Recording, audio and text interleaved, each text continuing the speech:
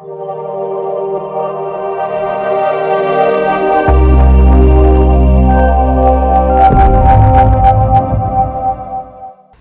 how you doing, Mac? How you doing, Sandra? All right. So, I kind of like to take a interactive and community type approach to see, like, the skill level. Like, how many in here has bought cryptocurrency, own cryptocurrency? Okay. How many don't have any cryptocurrency? All right, cool. So, I try to have it interactive, and I used to speak for Get Motivated. I used to fulfill their workshops in the cryptocurrency space, and they put on a big production, and a lot of things that they went over, teaching people that never even bought cryptocurrency, the blockchain. They're selling them big packages. I kind of wanted to like give you guys a foundation and basics, and really give you something that can apply to yourself in cryptocurrency. And so we have some people that's never bought cryptocurrency here, and we have some that has. When did you get in cryptocurrency? Mid last year. Mid last year? Okay, good. And what's your strategy? Do you have a strategy? Just hold. Or you mean I got a group and whatever. You mean, All right. kind of look at if I see value in certain coin. Yeah. All right. Hey, how you doing? All right. And then as far as and it's worked out, right? Yeah, Just it's going good. just holding. Yeah. All right. All right. Can't complain. So, before I get started, I kind of like to tell people like who I am, and I've had these before, and I really never kind of yeah. Can I turn the light? Oh, you can't see? Yeah, I got it. This always happens. And so I have like a little curriculum that kind of don't go through the 3 hours. We have 3 hours here. Normally I do the day workshops for a day, 2 days, 3-day workshops. So this is the first time I've done it in 3 hours. So this is new for me, right? So I'm gonna try to give you a lot of good information in the 3 hours that we're gonna be here. So I have about 29 slides. I timed it perfectly. I'm gonna go over each slide for 10 minutes. And then you guys can stop and ask me questions anytime, anytime you want, or ask me anything. So former Marine, I was stationed in Tustin. Now it's a district, so I'm local here. I live in Costa Mesa.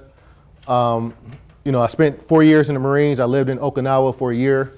I was in Korea. I was in Philippines, and I went over to the Middle East on the Boxer.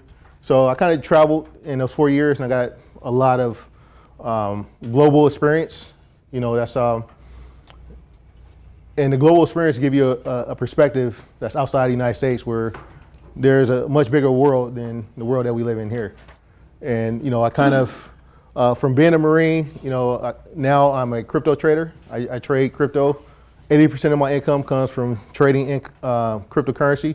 I was actually a prop trader before. I traded others people's money, and I did that for 2 or 3 years. And so now I'm trading my own money. Hey, come on in. No worries. All right. So I have a wife and 2 kids. I have a home office, and I have an office outside in Costa Mesa. I love my wife. I love my 2 kids, and this is part of the reason that I got into trading. I wanted to be able to work from home, or provide for my family, and be able to experience time with my kids, and be able to see my wife every day. But I did get an office outside the home so I can get away from them sometime to trade. All right. I lived in Arizona for 5 years. I was a real estate investor. I lived in Arizona from 2004 to 2009, 2010. And when I got out of the Marines, I bought real estate in Long Beach. And I was buying the condos around Long Beach State University, downtown Phoenix. I bought those in like 1997, 98. They were like $30,000 at the time for a 1-bedroom condo. Everything was like converted. So, I had a guy that when I was in the Marines, he was a real estate investor, and he basically was like, his dad was a big guy at Keller Williams, and he was like 28, and he had 30. And so I met him, and he was like, hey, you need to buy these condos. You can buy them, you get a loan for $50,000, $40,000. He had 28 of them, 28 condos all around Long Beach. And I bought 2 while I was in the military, but I didn't have the income, and I started getting nervous, and I never owned anything. So I bought the 2, and then he was like, no, you need to buy more. Get as many loans as you can, buy more and more. And so I only bought 2, and I kind of missed out on an opportunity. About 4 years later, I bought them for $40,000. I bought one for $70,000, and then, eventually I bought one more right by the traffic circle for $110,000. Like 4 years later, they were all worth like $150,000, $160,000. And it was just, they were 1-bedroom condos around the university. He had 28, and he was retired at about 34. He had paid them all off. All this was paid off, and I missed that opportunity. So I was here, and I had condos in Long Beach, and I was a young guy. And then I worked in IT as a developer. I went to Long Beach State. I went to DeVry, so technology in Long Beach State. Got a bachelor's in computer science. And then so I went into IT, and I got a job at Pacific Life, working in their variable annuities departments, investments. And I got a Series 7, Series 6. They sponsored it. I worked for Prime America. They also sponsored. So this is, back then I was 22, 23, and I had these financial licenses. And so it's kind of hard to go to a guy when you're 30, when you're 23, and you're going to talk to people 35 and 30, or 40, or 45, and you're going to tell them how to plan their financial future. So at that point, I was like, hey, this is not working out for me. I mean, I'm 23, trying to tell guys 30 and 35, 40 how to manage their finance, and they're looking at me like, dude, So I kind of realized Prime America and Pacific Life, being a developer, like that was like the best job I ever had at Pacific Life. But I was there with guys that were 40 and 50, and they were like, they were still working with COBOL, and they were like, well, if they fire us, like we don't know where we're going to go. Who's going to hire us? So I realized that having a job in IT and staying at the same place for a long time wasn't going to pan out, because you get stuck into a part where you kind of, I called it a retirement form, working at Pacific Life. Sometimes you'll get to a place that's too good, and you'll stay there for a long period of time, and then you can't get out because now all your work experience is there. So one of the older guys told me, he's like, hey, be a contractor and go to many different places. So that was at 23. I had a guy tell me, hey, you're making money, but you want to keep evolving, because if you stay in IT, you're going to get old and you're going to be stuck. So that's how I started. I had these properties, and I was like, I missed it in Long Beach. The guy that got me into real estate, he was already retired. Like 3 or 4 years after I met him, he was done, done working. So I was like, you know what? The property's going hot in Arizona. I'm going to move up, and I'm going to I'm going to start a real estate. I'm going to buy properties in Arizona. And I had the marketing experience and background. I was in IT, in the web. That's where, when I first got out of college, I started working for companies that, that's when the internet was pretty new. So I took advantage of the marketing, the SEO, and I went to Arizona. I started building websites, and I had so many leads coming in, and I was making so much money in real estate that I ended up building a real estate company, and it was like, the business just came so fast, and I had people coming to me for foreclosures. Buyers would pay me money up front to say, hey, whenever you get a property, just let me see it first, because it was waiting lines. That's how many people wanted to buy real estate in Arizona at the time. So, from there, I had a real estate coach. When I got there, I was buying real estate investors. You see the street signs, hey, come work here and make up the, $20,000 a month being a real estate bird dog, I guess. So, he seen that I was already successful. He told me, hey, I'll show you everything I know, but I'm gonna take 50% of everything you make. And at the point, I was like, I just left a job. I had about $200,000 in the bank. I was going to Arizona to buy property. I was like, how much do you make? He was like, I make $2 million a year easily. So I was like thinking, like, yeah, if I make half of that, in my first year, it's 250 is more than I made as a developer. I had no job. When I went there, I cashed out, sold my properties in Long Beach, and moved to Arizona. So I was like, sure. So I basically had a coach, a real estate coach. My first year working with him, I probably made about $600,000, and he took $300,000.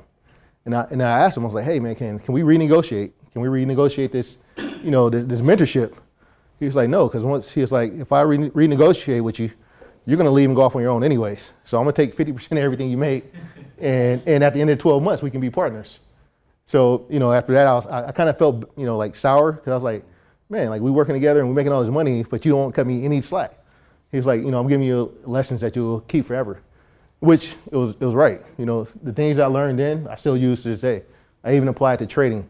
You know, the IT development right now, I still use it even in my crypto trading. So, you know, I came back here and, you know, my biggest thing was when I worked at the Pacific Life, you know, the guy's telling me like it was a retirement for him. You just got to check. You got to check. I never got enough money where I can do everything I wanted. But then when I moved to Arizona, I realized like, you know, the money that we were making in real estate, there was no replacement. It was no going back. I became unemployable at that point. Because even if someone hired me, they would see that I wouldn't be employable long, that they couldn't, you know, continue to feed me because I wanted the freedom. So, you know, I tell my wife that all the time. I want to make my kids unemployable. When they see my kid, I want them to say, hey, you know what, we don't want her because she's not going to be a good employee. And that's taking control of your own finances. So, you know, that's my desire for, you know, for freedom. It's not even about the money. You know, I want to control my time. I want to be able to have my family, and I want to be able to network. You know, when you have a job, you can't go out and meet people. You know, you can't go out and learn from other people because you're stuck at a job and then you have other obligations. So like working for me was a form of kind of was holding me back, you know, and that's what I've realized in this cryptocurrency world. This is a new opportunity, the same way that I had in real estate, you know, and I moved to Arizona. I'm always willing to take that chance to get into something new. So that's a little bit about, you know, me. You know, the Marines has, you know, put like discipline in me. You know, the IT, you know, I've learned how to translate information from something technical to something, you know, the biggest thing in IT is you have two departments. You have engineers and then you have marketing departments. They're always trying to talk to each other and there's a big gap in communication. I found that I was able to, you know, translate things for people complex and make it simple. And this is kind of some of the joy I get out of this cryptocurrency course, having them, is like, I try to make this cryptocurrency and blockchain, make it simple for regular people. So I'm gonna use a lot of analogies today as we go in. The real estate, how it's helped my trading is basically, in life, you wanna buy low and sell high. So, you know, part of my my trading strategy is I always wanna sell. I wanna sell high, I wanna buy low and I'll sell high. I wanna do it in a short amount of time. You know, there's a day trading, swing trading, long-term investing, and I'm gonna go over the difference of those three. The business coach, I know for me, the coaches that I had in the real estate, even in IT, even the guy telling me that, hey, if you stay at this job, you're gonna be screwed. You know, and he was making about $100 an hour. And back in 1997, 98, that was a lot of money, $100 an hour. But he told me if I stay here, I'm gonna be screwed for the rest of my life. He was like 40, 50 years old, and I'm 23 out of college, out of the Marines. I'm thinking like, hey, you haven't made $100 an hour. So, you know, the business, you know, a business coach and a coach basically gives you insight to things that you wouldn't know, and it expedites your current learning curve. So the two biggest impacts I've had besides my mom is the real estate coach that took half of everything I made for that year. And then the older fella telling me in IT that, hey, if you stay here, you're gonna be stuck in this job for the next 20, 30 years. And being stuck somewhere is also, it's like losing money, because if you can make money somewhere else and you had that time, you know, I knew how much I was gonna make every year, because they're, you know, they give you a 3% raise, a 4% raise. So you can calculate it out and says, hey, you're gonna get to a point where, you know, unless you continue to move up and get different degrees and be into management, and then if you don't start your own business, you can kind of tell where you're gonna be as far as how much money you're gonna make, you know. And so other thing, the business coach, I had another development coach. He always used to say, perfect day. So in 2008, 2009, you know, I spent a guy $500 a month, a business coach, you know, just to give me advice, because I didn't know how to scale up a business. You know, it's easy to start a business, but then there's a point from being a small business to a large business, and that's the hardest thing to do. That's why most of the business fails, because in the first 12 months, you know, you want to get business, and then when the business comes in, it's like, well, how do you manage that? How do you hire employees? How do you manage your books?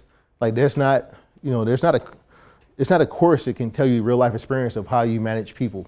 You know, that's something that you either have a skill for or you learn, or you pay for help. That's why you have an HR department. That's why you have VPs. You bring people around that can help you. At the point in real estate, I didn't really know that. So, I got a business coach and he told me a conundrum. You have three aspects. And I'm going to tell you how this all go into cryptocurrency. So keep it on top. So you have three aspects. You have family, occupation, and recreation. And this is basically, you have to, if two of those are off balance, it's going to affect the other three. It's going to affect the other two. So two of those needs to be in place, either family, your occupation, or family and, where you work, and your health. Your health is also another one.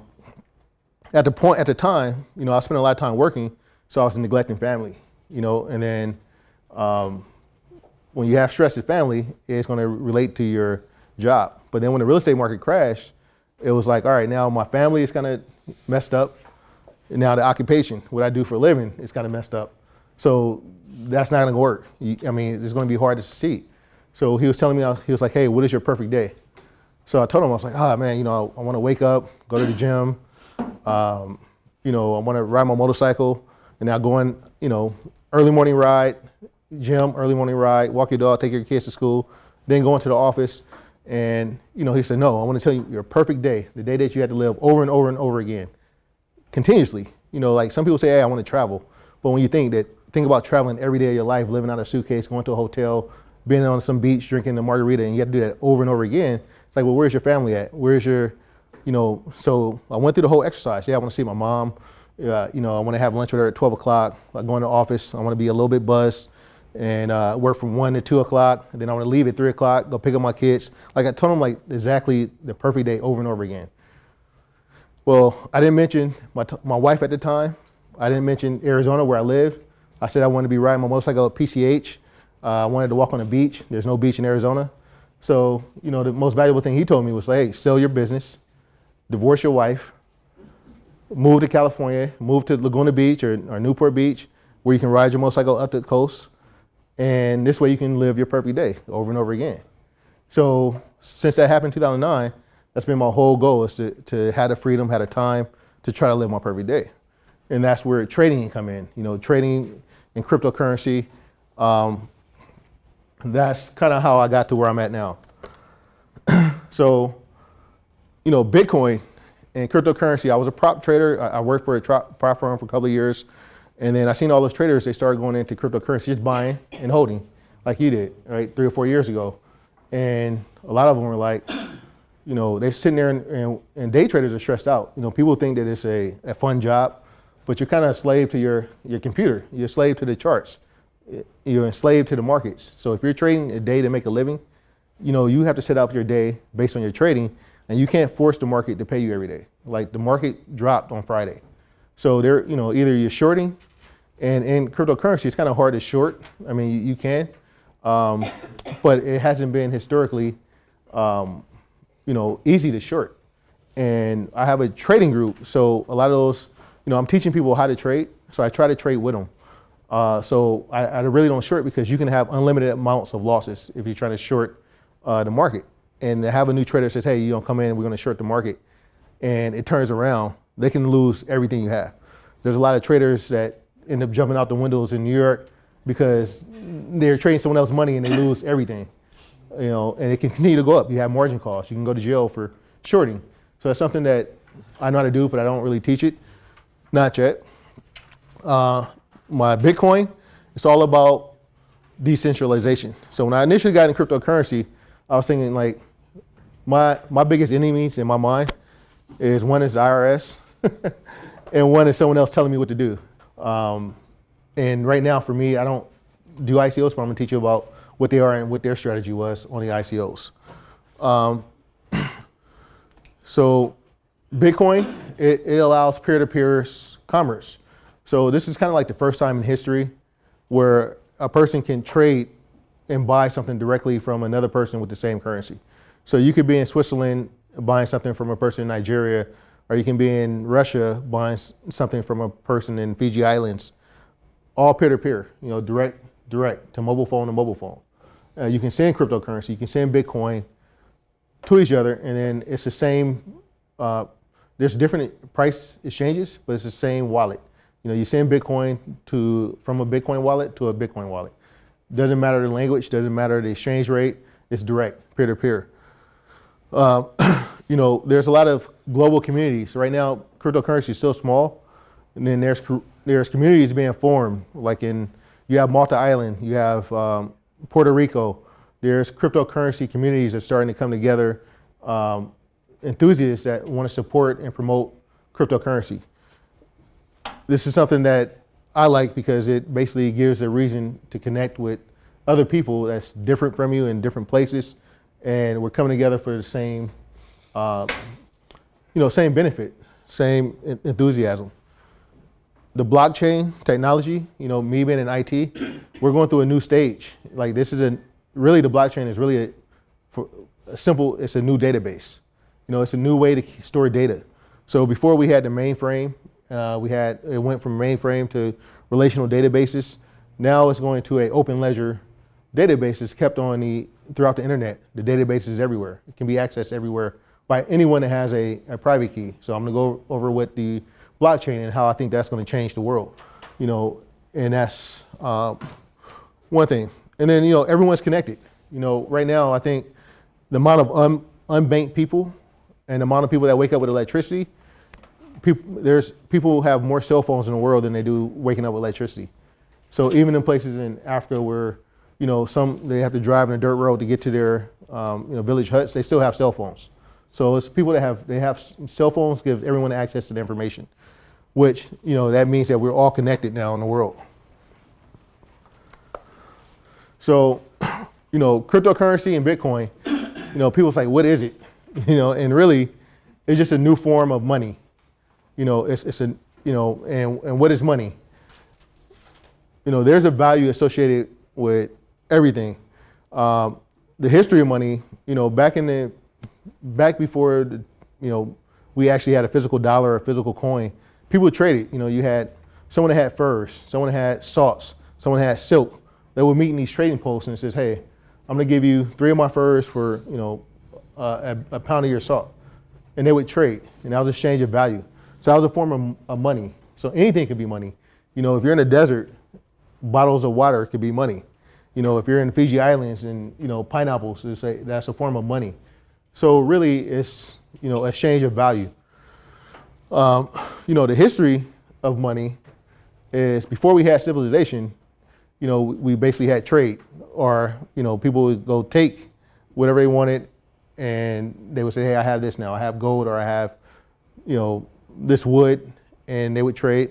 But then when we got civilized, or, economies start developing, we can go back to the Roman time, where basically, when the Romans was ruling, they had a democracy, a republic, and they issued coins with either Julius Caesar or Constantine, whoever was in charge, then they issued coins. This has a value. It's backed by the Roman Empire.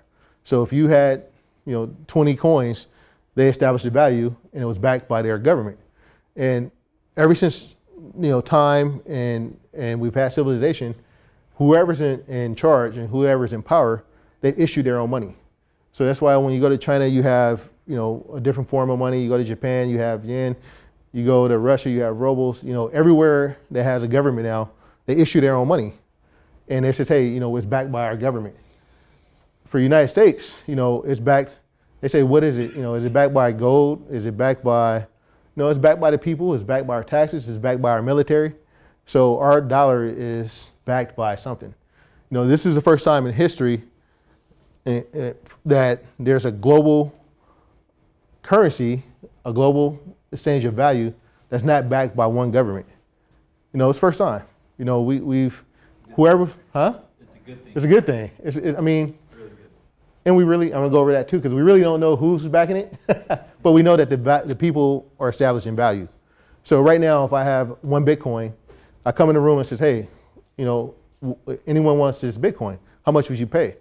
You may say 6,000, you may say 8,000, you may say 7,000, and you guys are, the people in this room are establishing the value of what that Bitcoin is worth.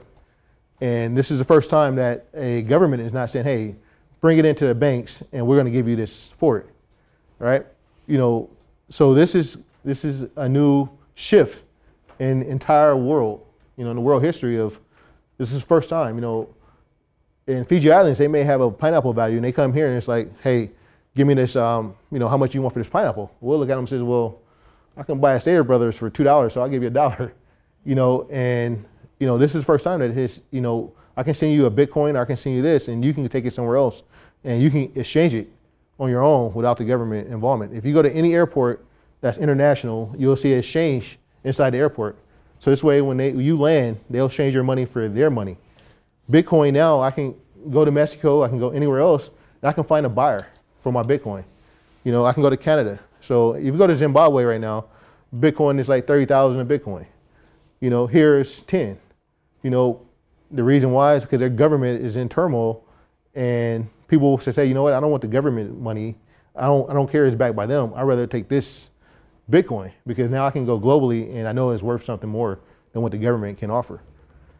You're starting to see that now with, North Korea and South Korea getting together, China and Russia, and, they're looking at the dollar like, do we really want that? Do we really want the dollar to be the established currency? And then people are saying that, you know what, maybe I want cryptocurrency, or maybe I want another form, just something to protect. Normally in America, it was hedged by gold. It was like, hey, you know what, I'll store some gold. Well, in 1933, the government confiscated everybody gold. They said, hey, you know what, you have gold, it's legal, I'm willing to take it all. And then they came out with the Federal Reserve. So there's, people don't know that in history that, gold was confiscated and you weren't allowed to have actual gold because they wanted the dollar to be the standard. So, that's kind of the value of money. You go anywhere in the world, this is what cryptocurrency is starting to evolve into. It's starting to evolve into a alternative form of money. With that, anywhere you can spend, you can use a credit card, you can actually spend Bitcoin now. So I'm gonna go over one use case here that, I'm saying, give you an example of how it's gonna change. In Africa right now, or any country, Mexico, anywhere, normally when you send money now, Western Union, MoneyGram, you have to go to a place, they charge you a fee, they'll send money from one place to the next place. You're in person, say in Mexico, they would have to go to a store and say, hey, you know what, my friend in Texas sent me $1,000. They go in and they also pay a fee. And then they have to go somewhere and then they have to get it when that place is open, right? They have to go in and get their funds when that place is actually open. Now with cryptocurrency, with Bitcoin, per se, if I was in Northern California and I want to send something to Mexico, to my relatives in Mexico, now I can say, hey, you know what? Go download this wallet, and I'll send it directly to you, and now no one gets a fee. Now it goes from that person to that person. When you buy something off of Amazon or you buy something off any site, the money goes through Amazon to that end user, and so everyone gets a fee. Now a merchant can say, you know what? I'll send it directly. I'll give you a discount. Just send me the money directly, and I'll send you the item. Once that person sends the money, it's a final transaction. Now if you send money to someone right now, and they don't give you the product, you can go to Visa, you can go to Wells Fargo. You say, you know what, I didn't get it. They'll reimburse your money, and the government doesn't pay, but that vendor will pay because they're taking a fee out of it. So they're taking a fee, and we have historically had someone be like big brother or big daddy that protected our funds. This is going to give the consumers more power. So this way now, if we don't want to send our money or we don't trust that vendor, you won't do it. So now, to me, I think the merchants are going to have to be, once they start accepting cryptocurrency, they're going to have to start, honoring what they say, or it's going to get out on the internet, on a blockchain, say, hey, this, transaction, I never got an item. Because right now we all use Yelp. Right? People use Yelp and they go review a business.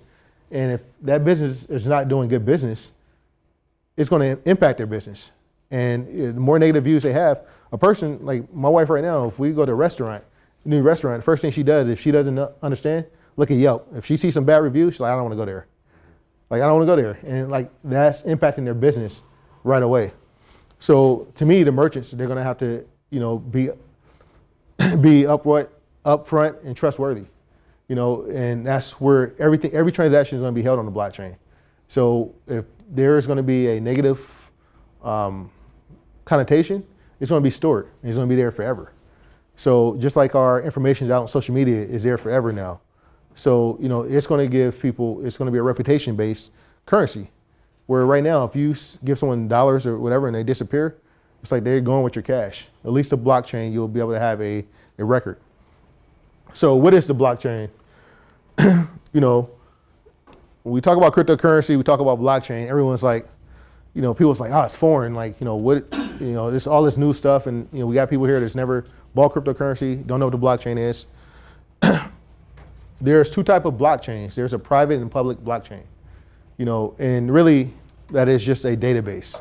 I'm going to keep it simple and, you can go read more, but I want you guys to understand, like, I put this ruler here because it's a fixed amount for each coin. Bitcoin has a blockchain. Ethereum is a platform that has a blockchain. And a blockchain is just a place where data is stored. So each one of these inches is storing data, these lines. And as when you hear about people talk about cryptocurrency and Bitcoin, Bitcoin only has 21 million that ever be created. It's basically like the cryptocurrency, the Bitcoins are being created, and when it hits 21 million, it's going to stop. That's going to be the end of that blockchain. The blockchain is going to be fully, the data is going to be stored on that entire database, open ledger database, and nothing else is going to be written or produced. No more Bitcoin is going to be produced, but all that information for every transaction will be stored on that blockchain. So, the Bitcoin Block Explorer, if I pull it up, any transaction that you do in SIN, it's going to be stored by wallet. I'm actually going to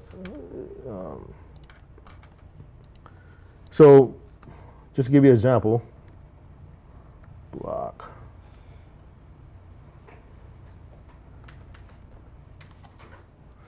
Just to give you an example, the blockchain, you can go on to just type it in Google, and basically they'll give you a transaction or an address. All you have to do is put that address in, it'll go to the Bitcoin blockchain, and it'll tell you every transaction that's been through that wallet, that ID, that address. So for right now, if I give anyone cash here, I have 100,000, 200,000, I give you cash. You walk out this door, I don't know where you're going with the cash. Like, you can go bury it in your backyard, you can go burn it. Like the government, no one knows what happens to that cash. With the blockchain, if they know your address, and this is, I'm gonna get to like the Coinbase and exchanges, that's why you have to send all your information up to Coinbase. Because once you establish a wallet and you send your ID, you send your address, they attach your name to that wallet that they created. And now they can go search, put that wallet in, and then now they can start tracking those transactions. And so if you have any data stored on the blockchain, you should have a private key. A private key allows you to go to that ruler and says, your private key, you can go to that ruler from any computer and says, hey, I want to get into this address, here's the private key. And it'll tell you, it'll allow you to open up that database. Because I'm saying that the blockchain for a Bitcoin, for Litecoin, they're just databases. They're storing information, and it's called an open ledger system. So, so if you have any kind of coins, you will have a private key. You should have a private key. That gives you access to your wallet address. Your wallet address is stored. So when you register for a Coinbase or any kind of exchange, you should get a private key. On Coinbase, it's no different than a bank. They own your Bitcoin. When you deposit money in a bank, Wells Fargo, it's not your money anymore, it's their money. And that's why you have to pay to access it. So when you open up an account on any kind of blockchain, if you don't have the private key, it's not your money. It's not your Bitcoin. It's their Bitcoin, and they'll hold it for you. They're holding for it, and you're paying a fee, you're paying a service charge to get it. How do you own your own Bitcoin? Is you have a private key, you have a wallet, you can access it anytime you want. So there's different wallets out there like a Zodius or a Jax. You establish and you get the private key for your Bitcoin. Ethereum is just another blockchain. So you hear people talk about Bitcoin, Ethereum, Bitcoin Cash, all these different type of coins. There's 1,600 coins out there, all different, and they all have their own blockchain. So that means that you only can send a Bitcoin to a Bitcoin wallet. You only can send a Litecoin to a Litecoin wallet. Right now, that's a public blockchain. That means it's open up to anyone. Bitcoin is open up to anyone. A private blockchain is kind of like the internet and the internet back in the days, right? You had the internet that was open to everybody. You had your intranet that was only open up to the company. And you had to be within that company to access that private domain. So this is no different than the blockchain. It's like a database now that's public and private. So that's the two type of blockchains you have, public and private. Ethereum, Bitcoin, any other coins that come, they're going to be stored on some blockchain. So there's a difference. I'm going to go kind of, coins and tokens. When you hear people talk about tokens, the difference is tokens are under a platform. Ethereum is a platform, a development platform. Waves is a platform. So anything under that platform is considered a token. A coin it holds itself. It's a one-to-one. It's like a dollar. It's like a US dollar. That coin can be exchanged for other coins, Bitcoin to Bitcoin. So that's the difference between a coin versus token. Token is developed under a platform. So you have Ethereum tokens, and then you have Wave tokens under a Wave platform. And there's a lot of different platforms that's being created for the blockchain. So that we're still in the early stages of IT. We're still in the early stages of the blockchain. It's still being developed on how it's going to impact the future. How we're going to use a new database. We're going through, even the internet stages had different points. You had internet 2.0, 3.0. You're going to have blockchain 1.0, 2.0. You have web 2.0, 3.0. You have different versions of HTML. So as it advances, technology advances, we don't know what the blockchain is going to turn into. Same way we didn't know how the internet was going to grow, develop back then. But we do know that people back then, they had resistance. They had resistance to mobile phones. They had resistance to the internet. They had resistance to online banking. You still have some people that says, I don't believe in debit cards. I'm going to write a check. You have those old people that's in the store still writing out checks because they don't believe in. Oh, you write Gloria. You do the checks? I have a checkbook. Not All right. only in my checkbook. Some things I do pay by check still. Right. I use my debit card in the store. Right. So I mean, people. Chase Pay for that. Huh? They got Chase Pay. Chase Pay? Scan the check. Right. So you have Zelle. I mean, you have different ways. You had a mobile Go Pass, but people were resistant. They were resistant to new things. When I was growing up, I was like, Mom, I want to vacuum. She's like, no, you need to sweep that floor. Gave me an old broom. It's like, you need to sweep. So people are resistant until you can't find them anymore. I don't know if you have to look for a broom now. You have to look for one. It's like, hey, where can I find a broom? And it's like microwave. People were resistant to microwave. I had families like, I'm not using that. It's radiation. It's going to kill you. So, people are resistant, but eventually they wake up and it's all gone. I was resistant to CDs. I bought cassettes. I had a Walkman. I was like, what? CDs were $12 and I was like, I can buy these tapes for $7. I'm never going to CDs. I'm cool with the old school cassettes. And I would go to Best Buy every Tuesday. I would buy cassettes, and then I bought some CDs and then the DVD. All of a sudden, the cassettes wasn't there anymore. You just walked in, woke up, and cassettes were just gone. They had changed them off and said, hey, everything was on clearance. If you didn't buy those cassettes then, and then I had a grandfather when I was growing up. They had 8 tracks, and then all of a sudden you can't get an 8-track anymore. So people, the 80% right now, they're resistant, right? They're resistant to blockchain. They're resistant to Bitcoin.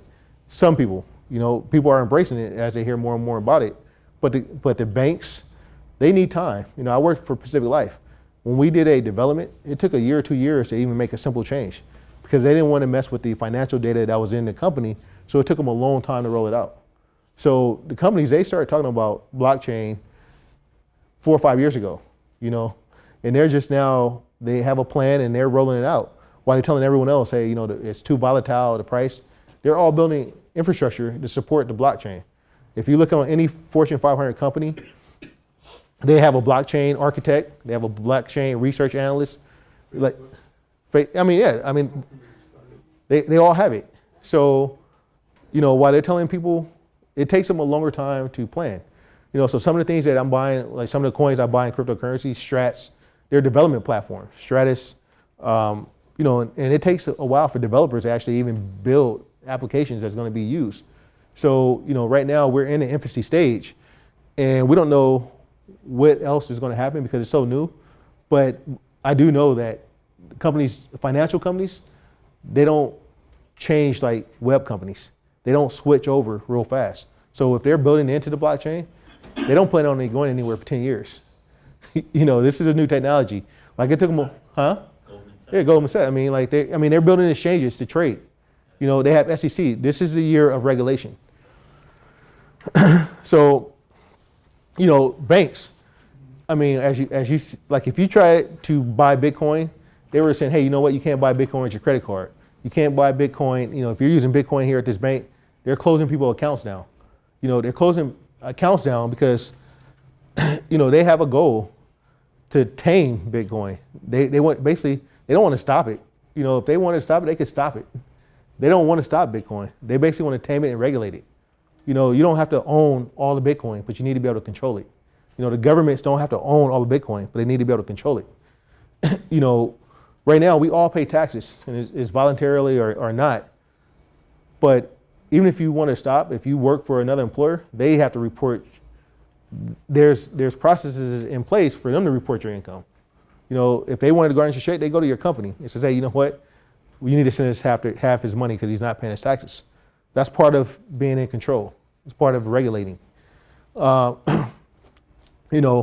said, the price keeps going down, and there's this thing called manipulation, and there's a thing called suppression.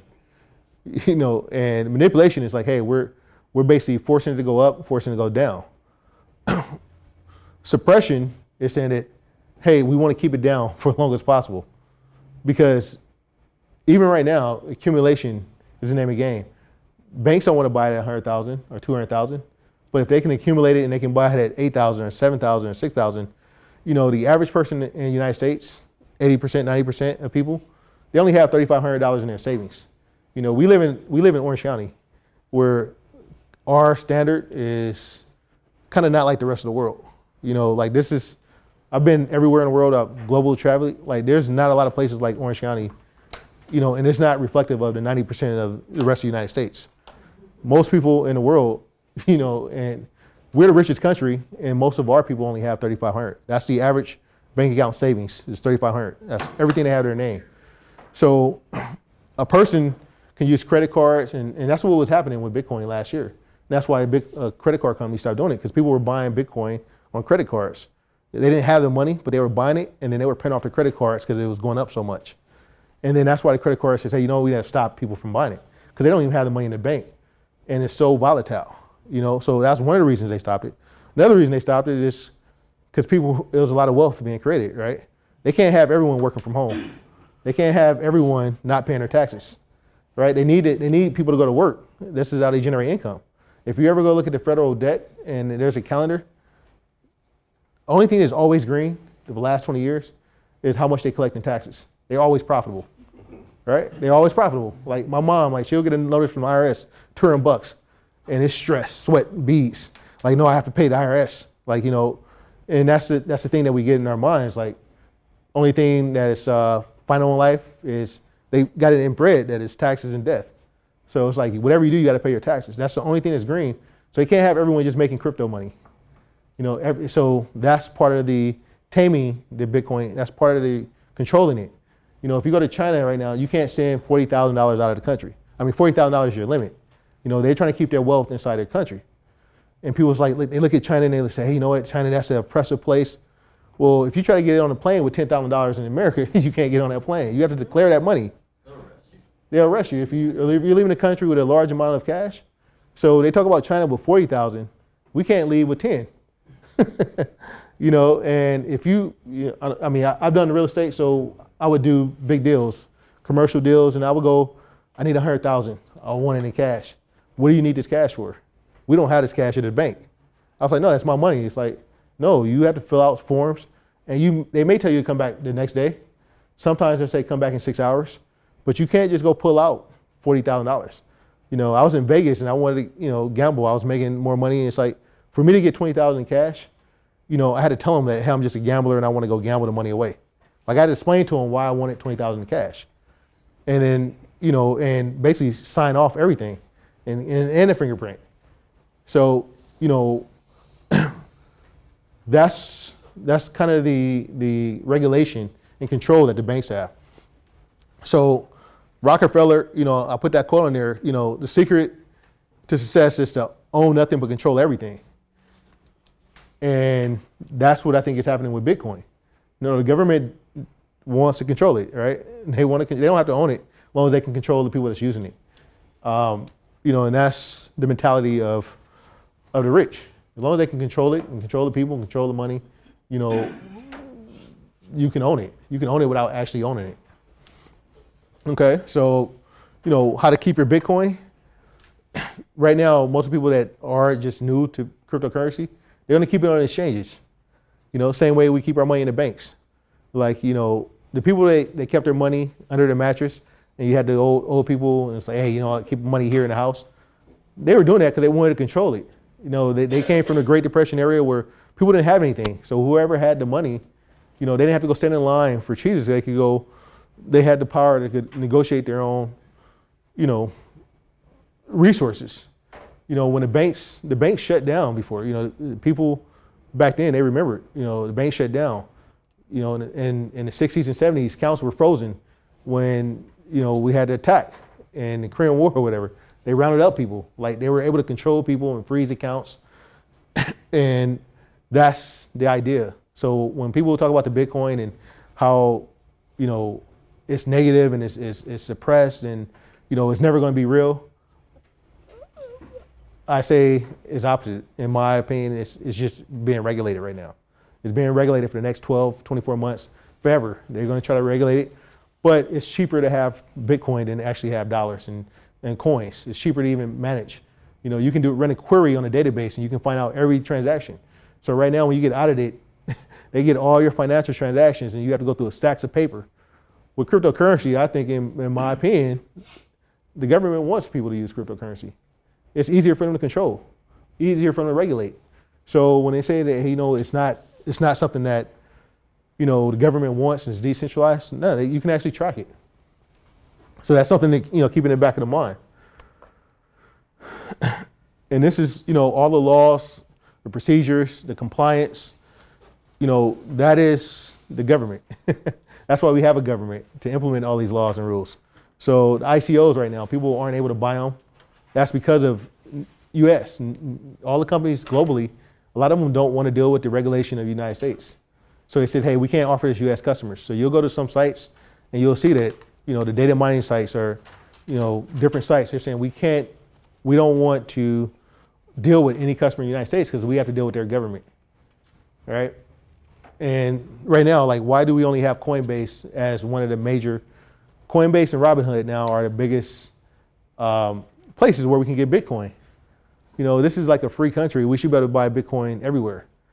They're starting to arrest people that's actually selling it, in high volumes to other people on the streets because they want the control over Bitcoin.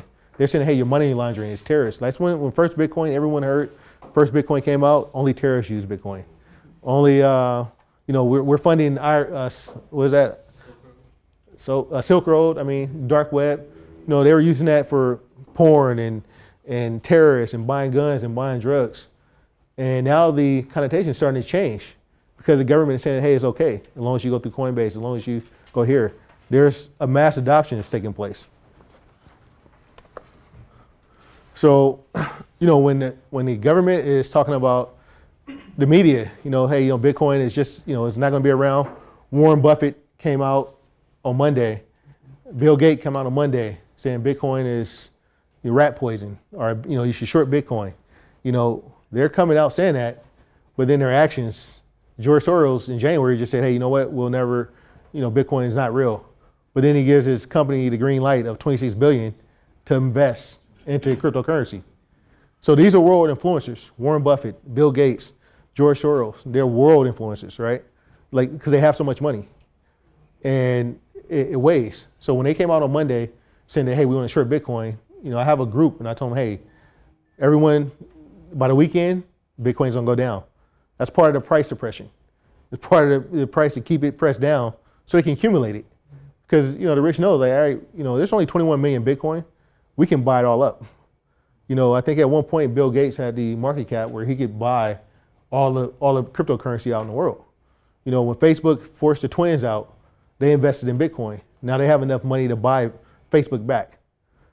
Based on that one transaction of putting 25 million into Bitcoin back in 2009, 2010. They were the largest investor in Bitcoin. And now they have enough money to buy Facebook back. So they approved trading for George Soros. Goldman Sachs, JP Morgan, they're all into Bitcoin, but one of their biggest world influencers, Bill Gates and Warren Buffett, is telling you to short it and it's rat poison, it's going nowhere. And they're all building in, all the hedge funds, they're all getting into it. If you can go to a gold company right now, go on different sites, they're accepting Bitcoin. Gold companies, precious metals, that's where you used to store wealth, in precious metals and, before, and art. So people are actually accepting Bitcoin for currency because it's established by people. Anyone want to add on to that? Yeah. You said the Bitcoin is rat poison, That's what Warren Buffett said. and the banks are the rats. Right. So.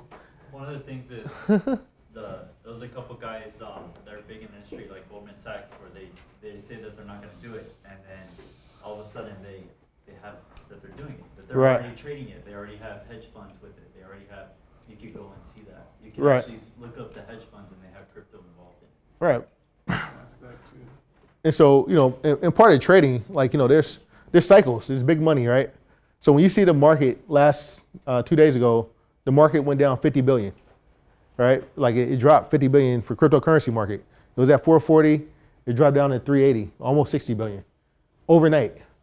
Because this is not regular people just buying Bitcoin. When it dropped 60 billion, right, it's financial institutions. And so I have a stock group or a crypto trading group. I use the historical pattern of financing of how big institutions move in. When they want to move in money, they don't do it in 1 or 2 days. It takes them, they move it in 3 or 4, weeks or days at a time to get large amounts of money into market. So when they drop 60 billion, it's them taking it out, right? Warren Buffett and Bill Gates come out Monday, and then all of a sudden on Thursday night, it dropped 60 billion. And so, I posted a quote. I was like, hey, you know what? This sounds like secret society talk. All of a sudden, out of the blue, Warren Buffett and Bill Gates at the same time says it's bad, and then it drops. So I told all my guys, hey, look, on Friday morning, we're going to buy because we know it's going to drop. And then we buy low, and that's what they're doing. They're just basically moving large amounts of money. And so you follow the banks. You can't stop them. You can't stop them, but you can't move 60 billion without anyone knowing. You can't put it in the market. You can't take it out. So, you can follow the money same way that they follow the money. IRS, if you ever get audited, they just follow the money. How much money do you have in your account? Where it spent? That's how they audited you. So we can actually, in cryptocurrency, since it's so small, not 100% of the people in the world is doing it, you can see when large amounts of money are moving in and when large amounts of money is moving out. Because there's a limited amount of cryptocurrencies on every exchange, or you can see the volume. So that's one tip you can use to actually make profits. So as you see people saying that it's rat poison and all the bankers are trying to get people from 80% of the people from not buying it. You see a lot of merchants, or there's different sites that you can see that you can go on this site, acceptcrypto.info, and they'll start telling you all the different companies that are starting to accept crypto. So Bill Gates, he was one of the persons that said that you should short Bitcoin. If you go to the Microsoft site right now, he accepts Bitcoin. Right. They accept Bitcoin, right? And Warren Buffett unlimited amounts of money. He owns hedge funds. He said short Bitcoin. He can actually short Bitcoin, but he doesn't do it.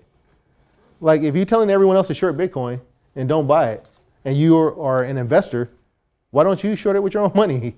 Like that's, this is the first year in 10 years that Bill Gates or Warren Buffett, his Berkshire Hathaway took a loss. Like, and this is the year that he's saying don't buy Bitcoin. Like 11 billion loss, right? Huh? Yeah, this is the first time they reported a loss, and they said it was an accounting error.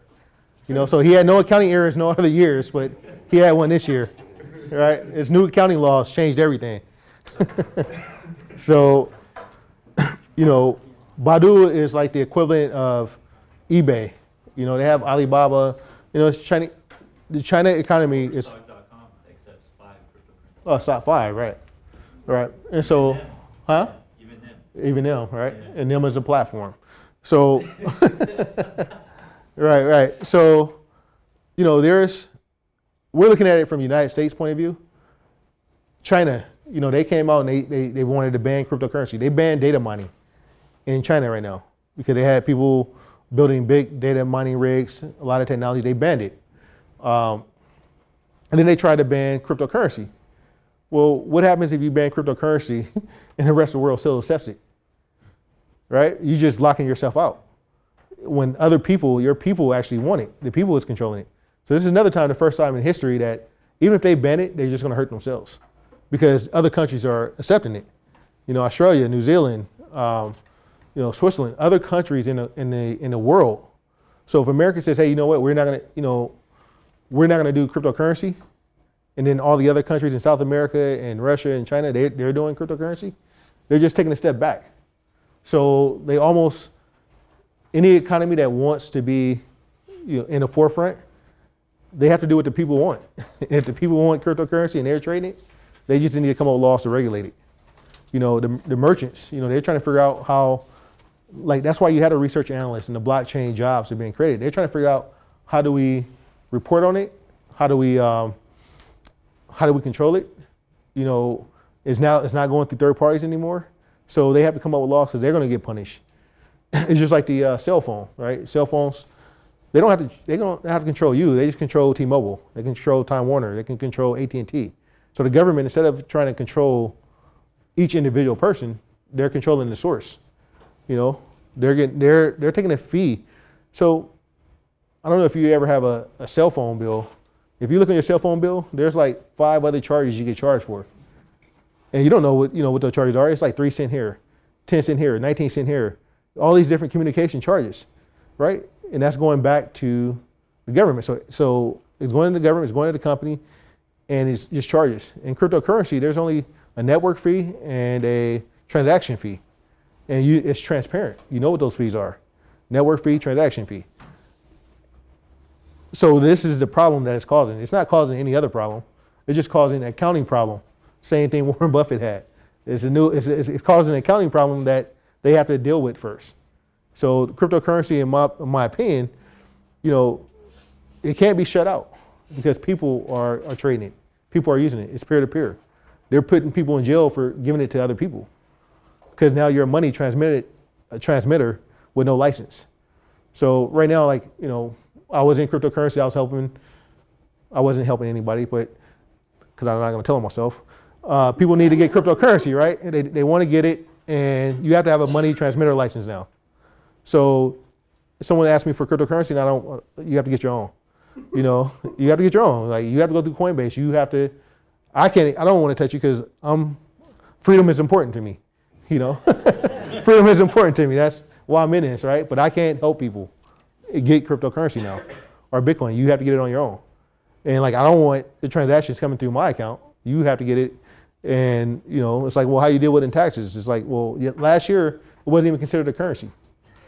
It wasn't even considered a currency. But now, IRS said they came out with guidelines.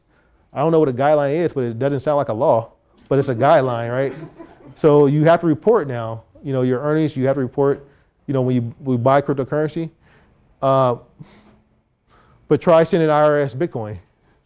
They want to collect on it, but you can't send them Bitcoin. So, this is the transition that we're going through this year. Maybe next year, 2 years from now, we'll have a way to send them Bitcoin.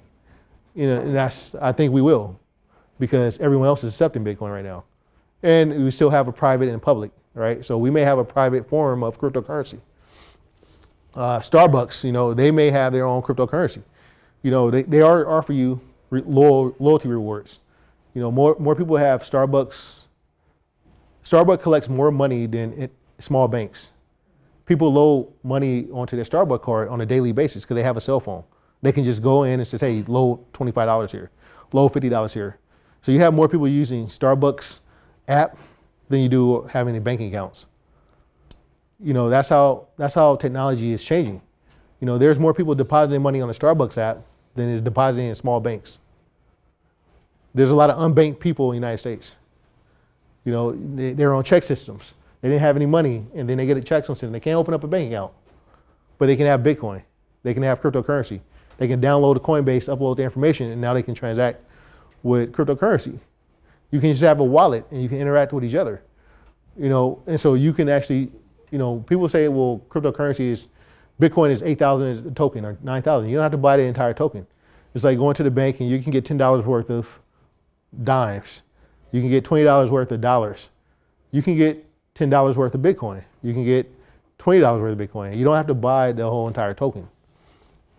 So, that's something to understand as well. What time is it? So, this is for the guys that haven't bought Bitcoin, don't know anything about cryptocurrency. We have CoinMarketCap. It's like the New York Stock Exchange. It reports all the cryptocurrencies that's available. Go to that site. It's the best one. It's the best one. It's the most. There's more cryptocurrencies that's actually on CoinMarketCap. So this tells you how many cryptocurrencies that they're watching. 1,610. This is how many that's listed on CoinMarketCap. This is how many markets. When it says by markets, like in the United States right now in SEC, we have like NASDAQ, we have New York Stock Exchange. That's a market. That's a marketplace where you exchange stocks, for one another. In cryptocurrency, they're saying that you have 10,000 markets. So this creates opportunity that I could buy Bitcoin on this market and I can sell it on this market. And there's always a different price. It's never one-to-one because it's 24 hours, it's always moving. This is exchange, it's a market. So people were saying, hey, I'll pay this price if you sell it for this price. So the markets, having that many markets gives you opportunities that have different prices. So right now, United States, it's kind of standard that we may be buying cryptocurrency for 9,000. You go to Canada, in their markets, they may be for 11,000. You go to Zimbabwe, it's 30,000. You go to South America, it could be 12,000. There's different prices in every market. So even just having cryptocurrency, there's a difference in spread. And it goes to show you, if you ever go to Coinbase, their markets are always higher. So even though they charge you a fee, it could be a spread, right? They could be buying it from a different place, selling it to you for a different place. That's why they're worth like $7 billion now. There's a spread in the different markets. So the market cap, this is how much 383 billion is flowing through cryptocurrency right now. In the stock market, 5 trillion daily, right? $5 trillion move a day in the stock market. In cryptocurrency, it's only 383 billion right now. So in January, Bitcoin was 20,000 or 19,000 a coin. The cryptocurrency market cap at that point was 840 billion. It wasn't even a trillion, and it was 20,000. Right now it's 383 billion, and it's 9,000. It's half of that. So if this goes up back to 800 billion like it was in January, which there's a reason for that, I'm gonna explain that too. It goes back up to 20,000, right? Or it could go higher because the markets are demand. So it's still, like people say, it's not a good time to buy. Still a good time to buy. It's 383 billion. Last year, cryptocurrency was 200 billion, 180 billion, 150 billion. So we're still double. Last January, Bitcoin was $600 a coin. It's 8,000, 9,000. People say we're down. Like it was 600 a coin last January.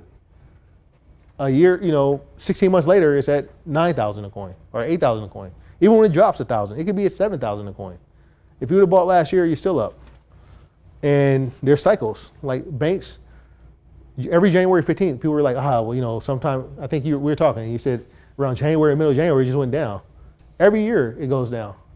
Like it cycles because that's the end of the quarter close, end of the year close for all financial institutions, January 15th. And then February 15th or 16th is Chinese New Year. They're closing out their books, but when the Chinese see that the Americans are selling their stuff January 15th, they're not gonna say, hey, well, we're gonna wait to our end of the year and sell. They're trying to beat themselves so they can get the highest price too.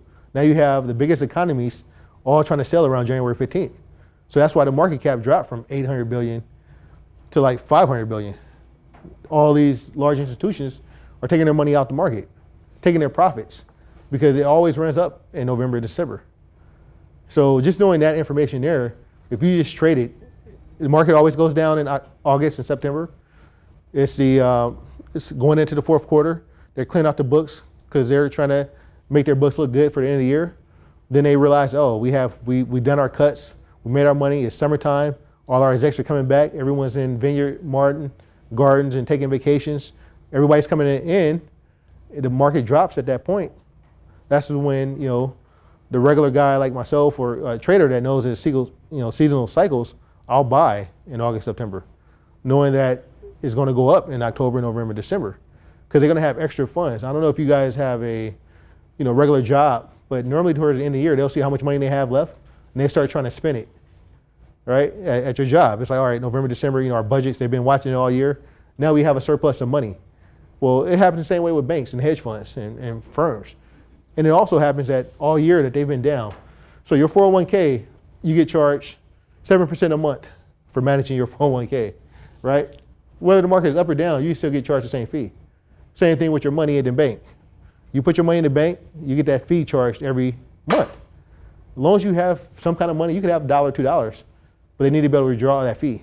Now, if it goes below that and you don't have any money, they'll call you and be like, hey, we give a warning, we're gonna close your account because we need to get our fees. So you get charged. 401k, people that don't move their money out, you never get a call and says, hey, like my wife, she has a 401k. We've been taking money out, but she won't let me take all of her 401k out to put in cryptocurrency because it's volatile. But she'll go and she'll call her 401k, she say, hey, move all the money to the side. Because we know when market is going up and down. You can move it to a money market account and just hold it in cash. And then when the market drops, you put it back in. But no one ever calls you about your 401k and tells you, hey, you know what, the market's gonna go down, we're gonna move all your money for you. It's too much maintenance, right? It's too much work for them. So they say, hey, they tell the average person, just keep your money in there. Over years, it'll go up, right? Don't pull your money out when it goes down. Just keep it in there. Well, they're pulling their money out up and down. That's why the market goes down, because someone's pulling their money out. It's the banks, right? But they're not telling you to pull your money out of your 401k or sit at the sideline. They said they keep it in there. So as they're getting 7%, they're also getting the fluctuation. They buy again at a low, it goes back up. They'll give you, that's why they're able to give you a retirement fund on 401k. But if you could do that for yourself on a weekly basis or a monthly basis, you could triple the amount of time that you can retire. They tell you to wait till you're 55. You could be retiring in 5 and 10 years if you're just able to pull your money in and out and control it. This is what cryptocurrency scares some people, because now you're able to, just pull your money to the side, put it back in when it goes down, and you'll see gains just by moving your money in and out. And that's why, you contribute to your 401k every month, every 2 weeks, dollar cost averaging. So when it goes down, you're still buying. When it goes up, you're still buying. If you can just pull it out sometime when it's up high, and then when it drops back down, put it back in, you'll actually increase the amount of money you're making a lot faster. That's what hedge funds do. That's what banks do. They make money whether it's up or down. Because when it goes down, they pull their money out. That's why it went down. Then they buy it at the bottom. Then they give you your gains at the end of the year, and you're just like, hey, I made 10%, 7%. They're doing that daily. We're doing that daily. Like our goal is to make 1% a trade.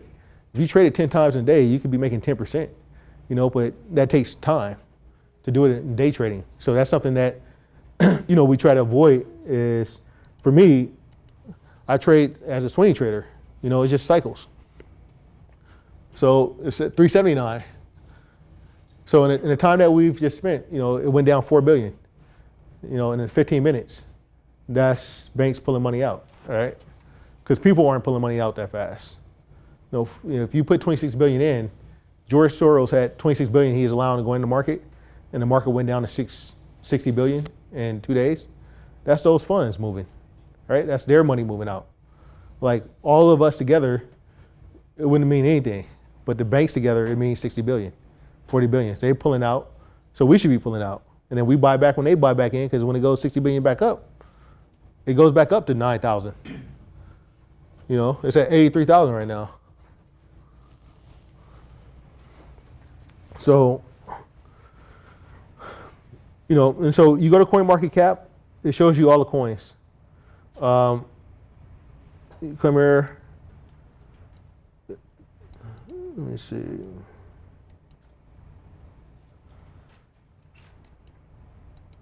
So you can see all the coins that are here. And it has a list of all 1,500 coins and what their price is. It tells you, let's get another coin.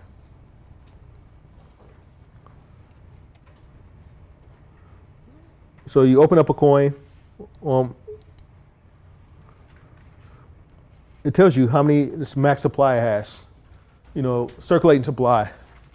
So circulating supply is how many coins have already been issued. 56 million, right? The total is 84 million. So there's a supply and demand. Right now we know that if we're in cryptocurrency, we're in this room, we're like the 1 or 2% United States. Everybody's heard about Bitcoin, but not everybody owns it, right? So as more and more people are going to mass adopt it, same way the merchants are doing it, same way the government, you're going to have 80% of people that's going to come in behind you. So we're still on the cutting edge. It's still risky. It's still a investment. It's still, it's volatile up and down. But we're still in the beginning. And there's 84 max. So we're in all the coins is almost halfway bought out. Once they're all gone, it just increases the price. Are you guys cold? I see some people like the jackets. All right, let's try to turn this down. Turn it up. It gets hot and cold in here. It's like the market. All right. It's cold. Right. So, and that's what you learn, right? In the market, it's either a good time to buy or not. There's no halfway in between. Either you're cold or hot. It's either a good time or not. And that's it's kind of like temperature in this room. Either it's cold or hot. It's kind of no in between. With the crypto, if you just hold, like year over year, it's been going up because mass adoption is taking place. And we're talking about United States, right? So even if we don't buy anymore, there's still other countries that are mass adopting it. They had a G2 meeting the last time that we had this workshop. And that's all the countries that were there, and they were like, hey, what do we know about cryptocurrency? Well, United States, they were trying to say, let's put laws in place, let's regulate it right now. The other countries like, hold on, man, our people is not even in it yet. You guys are trying to control it for the entire world right now. And they backed out and they said, hey, we don't want any regulation right now. We don't want to agree to anything with the United States. That's what happened, a couple of months ago. They're like, no, we're not ready. We're still trying to figure out in our country how we want to apply it, how we want to use technology, how we're going to use it. And the United States already has a plan. They're already saying, hey, well, let's force it. We want to know, we want to stop your exchanges from coming over here. We want to, and they're talking real fast. And the other countries like, well, hold on. We're not ready to agree to anything right now. So, that's what's going on in the world. So when people say in America, you hear all the negative news. In Venezuela, in India, they're all into cryptocurrency. You go to Japan right now, pretty much all the merchants accept cryptocurrency. South Korea is like 40% of their people use it. Right, South Korea, right? Yeah. And these are allies of the United States. South Korea, is historically, we've invested a lot in South Korea. We've invested a lot in Japan. And they're using it, and they're using it a lot. So the government is learning from their use. So it's just lessons learned, like they're learning from what they're doing and how their people are using it and how they're going to control it and regulate it. So when the United States are getting all the other countries together and telling them like, hey, let's do this and let's do this with cryptocurrency, that doesn't look like a country that's trying to suppress it. Looks like a country that's trying to control it, right? Trying to control all the rest of the world. and how they're going to use cryptocurrency. You know, you hear in South America, they're saying, hey, you know what? We're backing our, you know, we're going to allow you to buy our oil and our gold. And, you know, we're putting it in through cryptocurrency, through their own cryptocurrencies. The Pedro is, I think, in Venezuela. What is that? Yeah, it's better. Yeah, Pedro, right? So, back to this. All right. Actually, that was a good slide, too. This is something I use in my group. So historically, you know, when it comes to like money moving in and out, this is stocks. Cryptocurrency and stocks are two different things, right? Right here, they're like, I have guys in my room right now. They think it's like, hey, he's spooky. I think Matt, you're in the room. Anthony in the room. I told him on Monday, hey, the money's going to come out the market by the end of the week. Like I told him that on Monday. So our guys, we were prepared to move our money out. Right here, saying the Friday before Mother's Day, this bear means that more than 50% of the time the market is down, right? So it's down this day. It's down this day. This is why I had the class today, because I know there wasn't going to be any volume in the market. I'm not going to be trading. The market's going to be down. We do that on Monday. So Matt, like in the room, what was I was telling everyone? Like protect your money, only day trade. Like get out of the market. Don't. So and then I had a notice. Hey, we're going to buy Friday morning. And then they were like, how did you know the market was going down? Well, historically, we can use past historical points of when big banks have pulled their money out. They can't do it without being noticed. They can't pull 50 billion out of the market without being noticed. It's historical patterns. We go to sleep every night and we wake up every morning. Humans are habitual creatures. Bankers are no different. They're still human. They move the money in and out the market the same way. Every year, January 15th, there's taxes. Every April 17th or 15th, there's taxes for people, right? Every April 20th, there's a run up in the market. And for this year, it was crypto. We knew we were buying in March. I think we made 200, 300% in April because we were buying in March when we knew the market was going to be down. March 15th is always a down day. You know, so it's like there is historical. January 15th is always a down day. You know, because that's the quarter close for, end of the year close for large institutions. They have to pull their money out because they want to report profits. So they need to start pulling their money out in December, into Christmas. And this is when the retail people, because they got their Christmas money now, they bought all their gift. They made the fourth quarter look good for all the companies. Now after Christmas, they says, hey, now I have extra money, I'm gonna buy crypto. They buy at the height. Now the companies are getting out. Institutions are getting out because we're busy spending our money in November and December on Christmas presents, holidays, traveling, taking flights. This is when the banks are buying. This is when the banks are buying crypto and stocks and pushing their numbers up. So this is historical patterns that we can just trade seasonally and you can double, triple your money. Or, you know, you can look at this. These are historical patterns. So if the market's been down here, it's down here, it's down here. A trader can't keep going through trading and having down days. They got to put their money back in sometime. They need it to go up to make money. So if I know it's going to be down here, here, and I have money in the sideline, I buy here. I have a meeting with my group on Mother's Day, say early in the morning, because I want to give them the perspective, like, hey, we're going to start putting our money in. It's down now. We'll put our money in, and then we'll sell on Tuesday, because that's the day that it should go up. This is historical, and this gives us better than 50% odds. No one knows 100% the market going up or down. But when I hear Bill Gates and Warren Buffett talking on Monday about short the market, historically it's a down market at the end. Well, down, pretty good odds that on Friday it's already historically been down. That's probably when the banks are going to move their money out on Thursday. So I tell my guys, hey, let's look at Thursday and let's start buying. The market's going to be down. So, I mean, it's knowing the historical way the banks move their money in and out. We capitalize on it, right? Cryptocurrency, it's just another vehicle now. They regulate it like the stock market. The stock market is regulated. And when I got in the stock market, try to put regular money in, I only could buy long. Unless I had 25,000, which average American only has 3,500. Most people can't go in the stock market with enough money to actually make money. So that's why 90% of people lose in the stock market.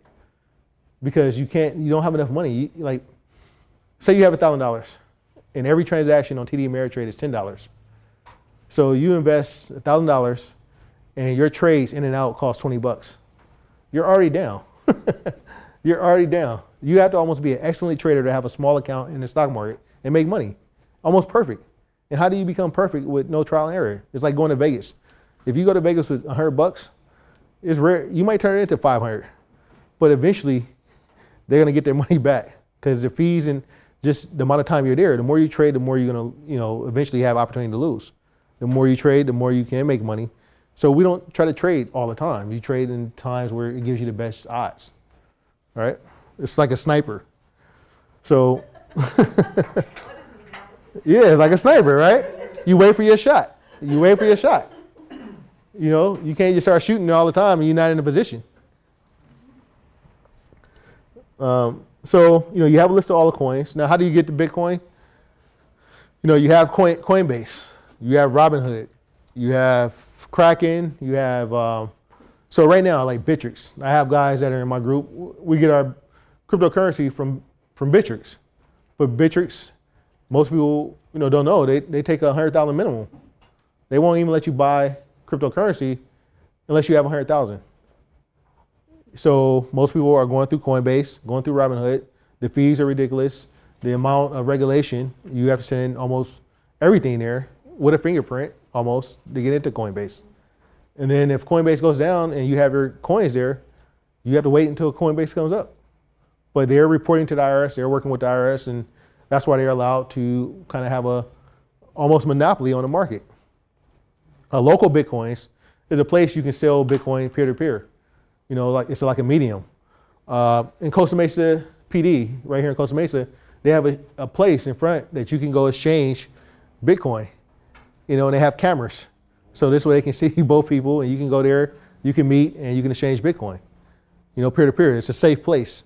They have, they call them safe places now where you can go exchange Bitcoin. Right in front of the police department with cameras 24 hours a day. And that's where you can meet. So if you're using local Bitcoins, you can exchange.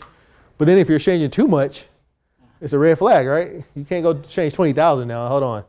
You need a money transmitter license. We can put you in jail now.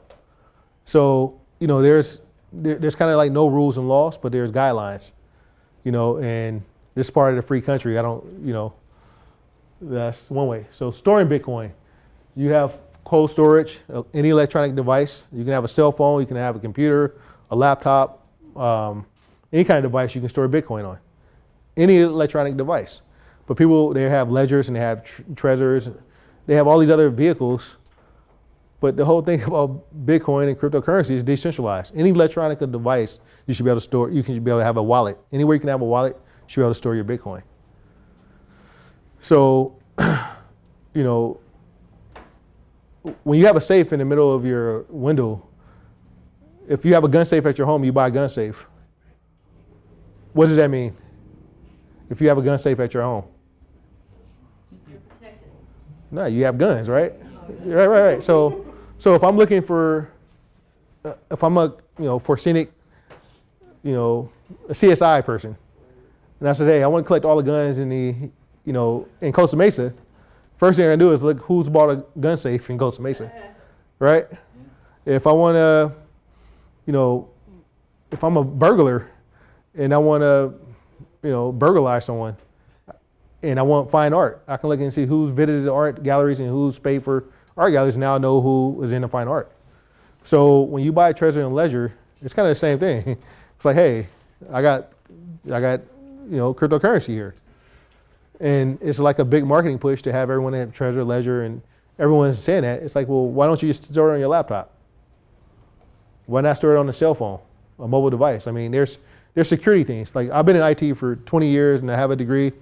I've never once had a virus protection, software on my computer. I've never had it. And they was like, well, you're in the industry. Why won't you have it? It's like, it protects you. It's like, well, it's a process. If I just unplug my computer when I'm off the internet and I don't go to any sites that can download any virus, I won't get any, I won't have any viruses. But if I get a virus protection and then it says I'm outdated, then all of a sudden I get infected, normally they're infecting the computers that have virus scans on them.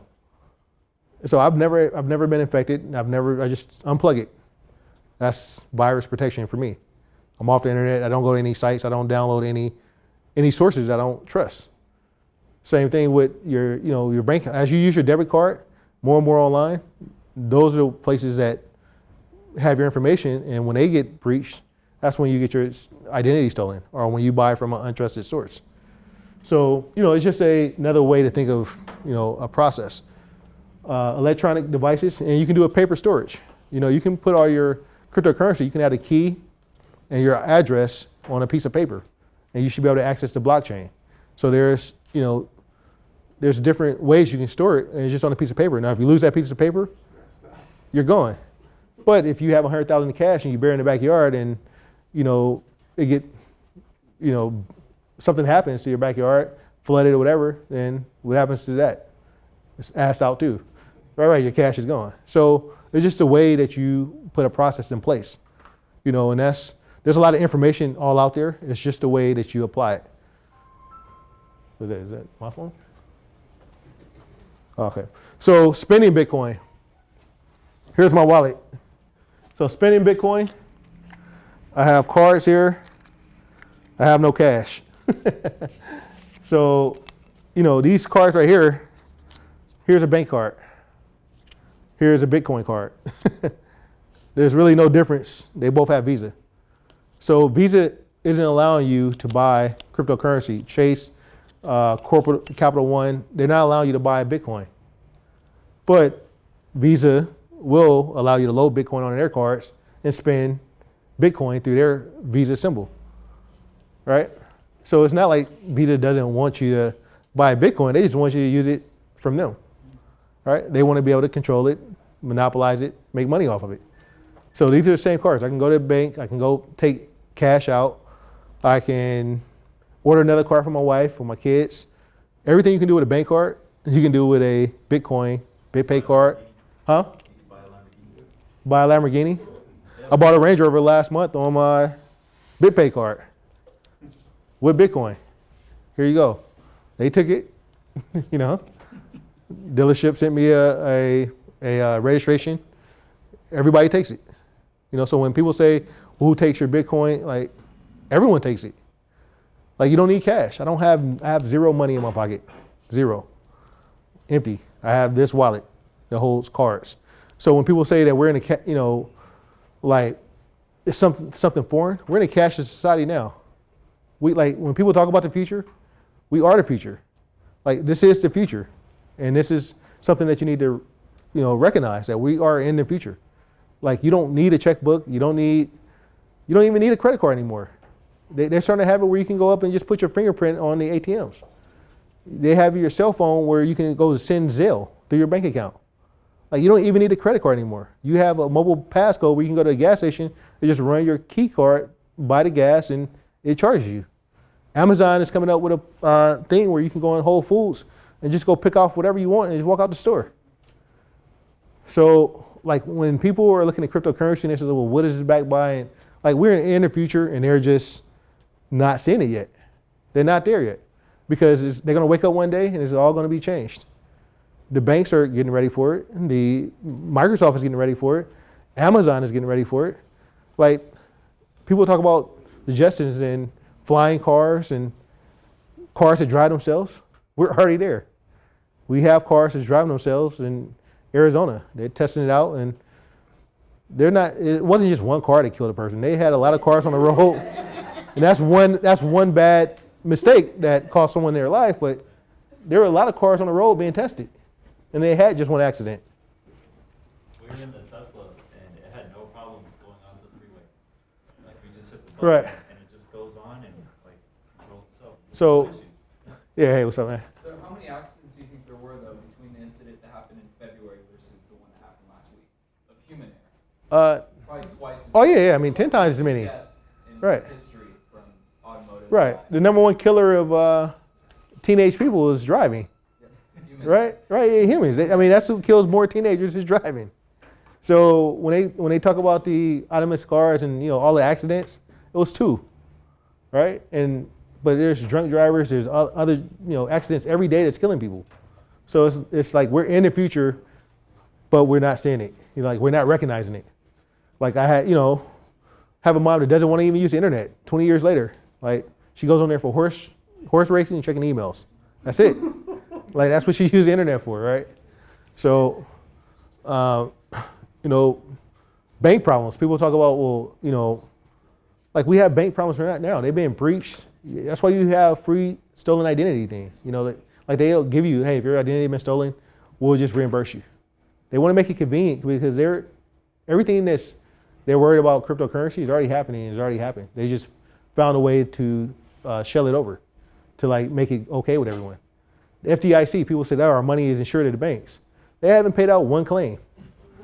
Like when your money gets stolen out of the bank, Wells Fargo says, hey, you know what? We want to keep our customers happy. We'll reimburse it. They have insurance. Bank of America, they have insurance. And they're nonprofits, but we're not gonna talk about that. All the banks are nonprofits, but let's not. So peer to peer, you can spend Bitcoin, and it's all normal, all natural. All right. So now we're gonna get to the point where, if you guys want to take a break, I think I went over a little bit, 10 minutes. Take a break, go to the bathroom. We'll come back and get into the part that we all here for. I'm gonna go over 10 ways that you can make money with cryptocurrency. Whether you have a full-time job, whether you have a full-time job, whether you have a little bit of money, you have no money.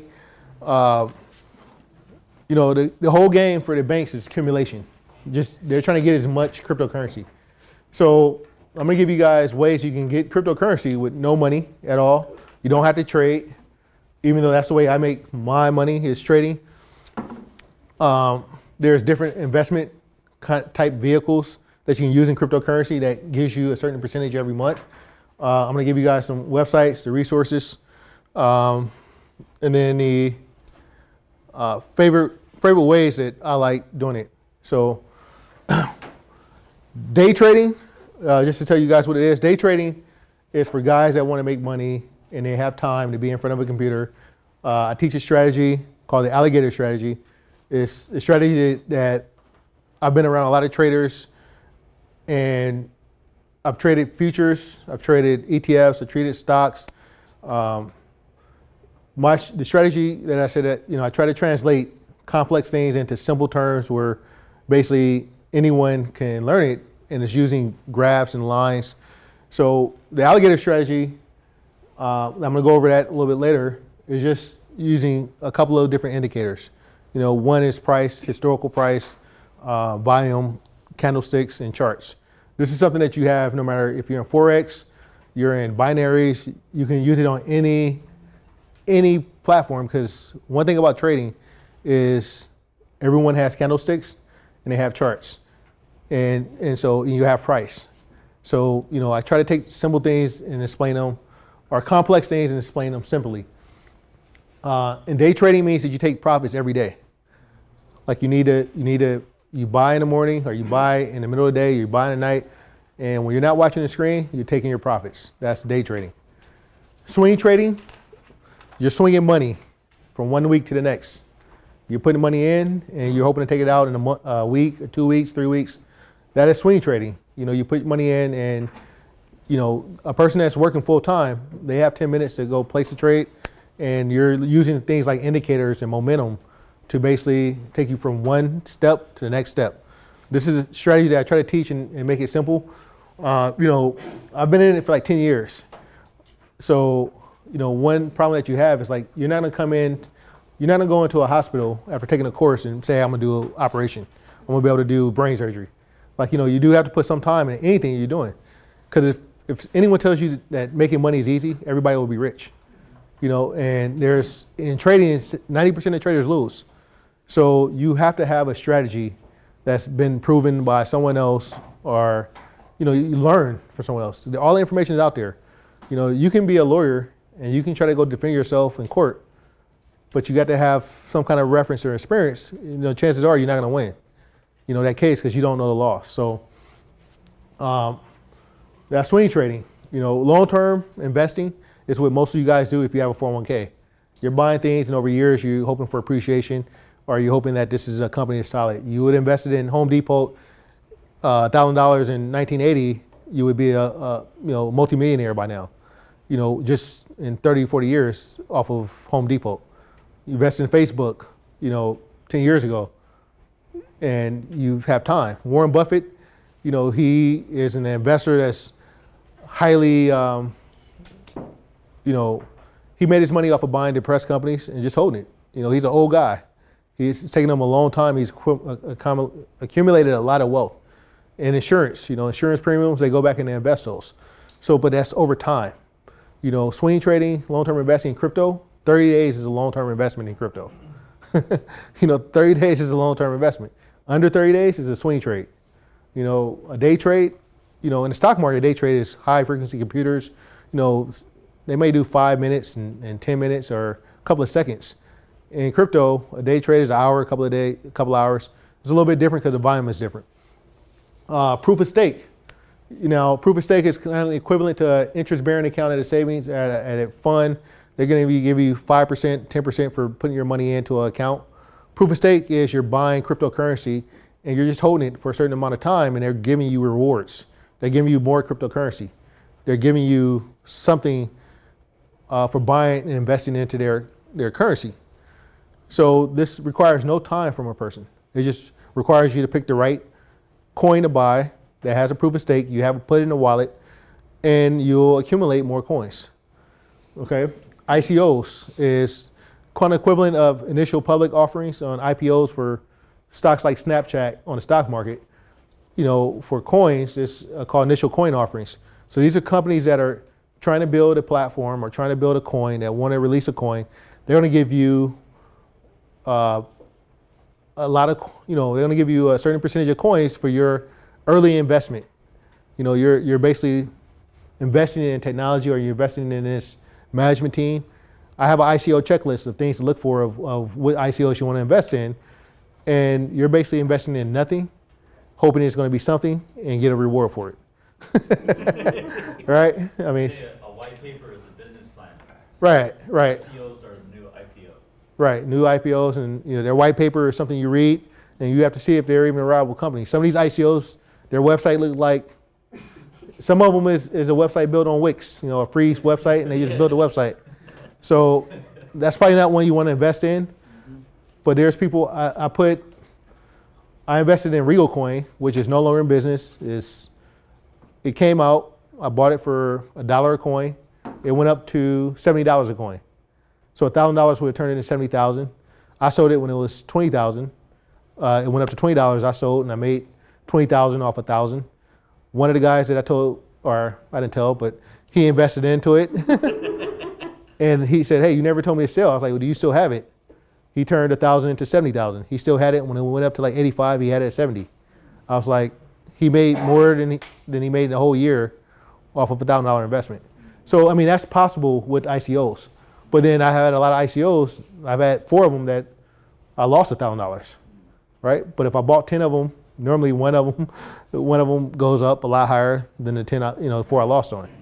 And so I don't even recommend ICOs to guys that are with me because it's all speculation. You're investing in nothing, hoping it'll be something. And if you have a little bit of money, that money can go to something more feasible. It's already established, if you want to do that. Data mining is you buy hardware, that blockchain that I was telling you about.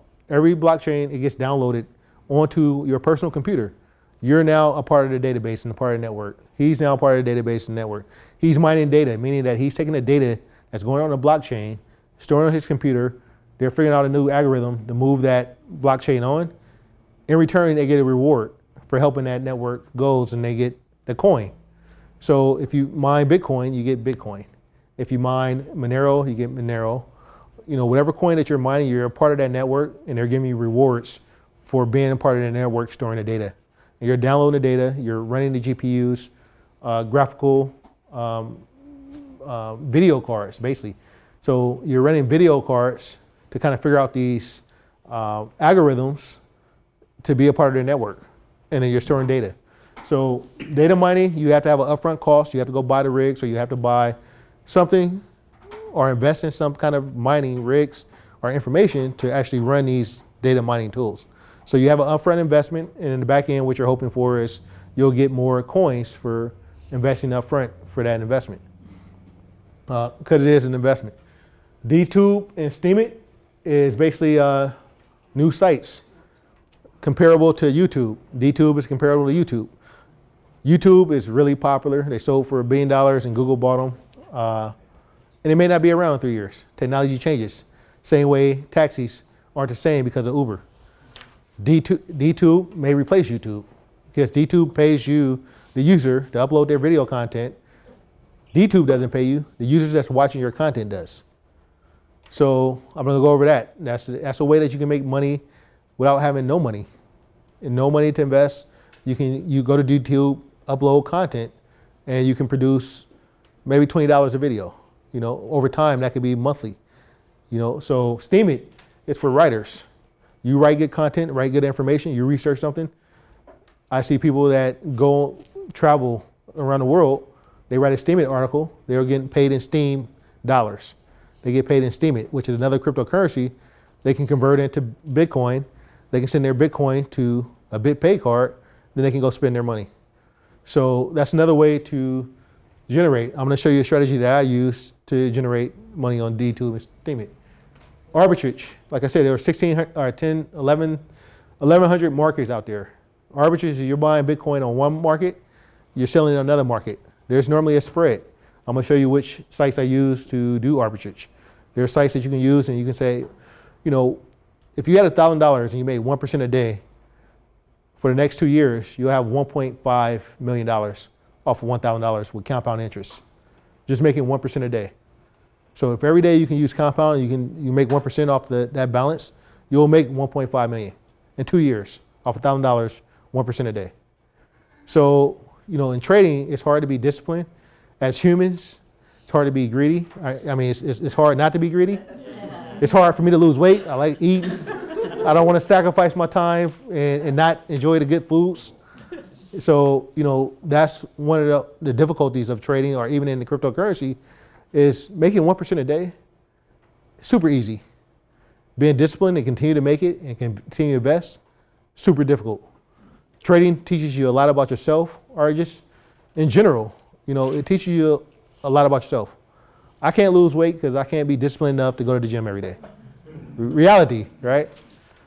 My wife, you know, the reason why I'm still trading, because I can't hold on to the coins long enough.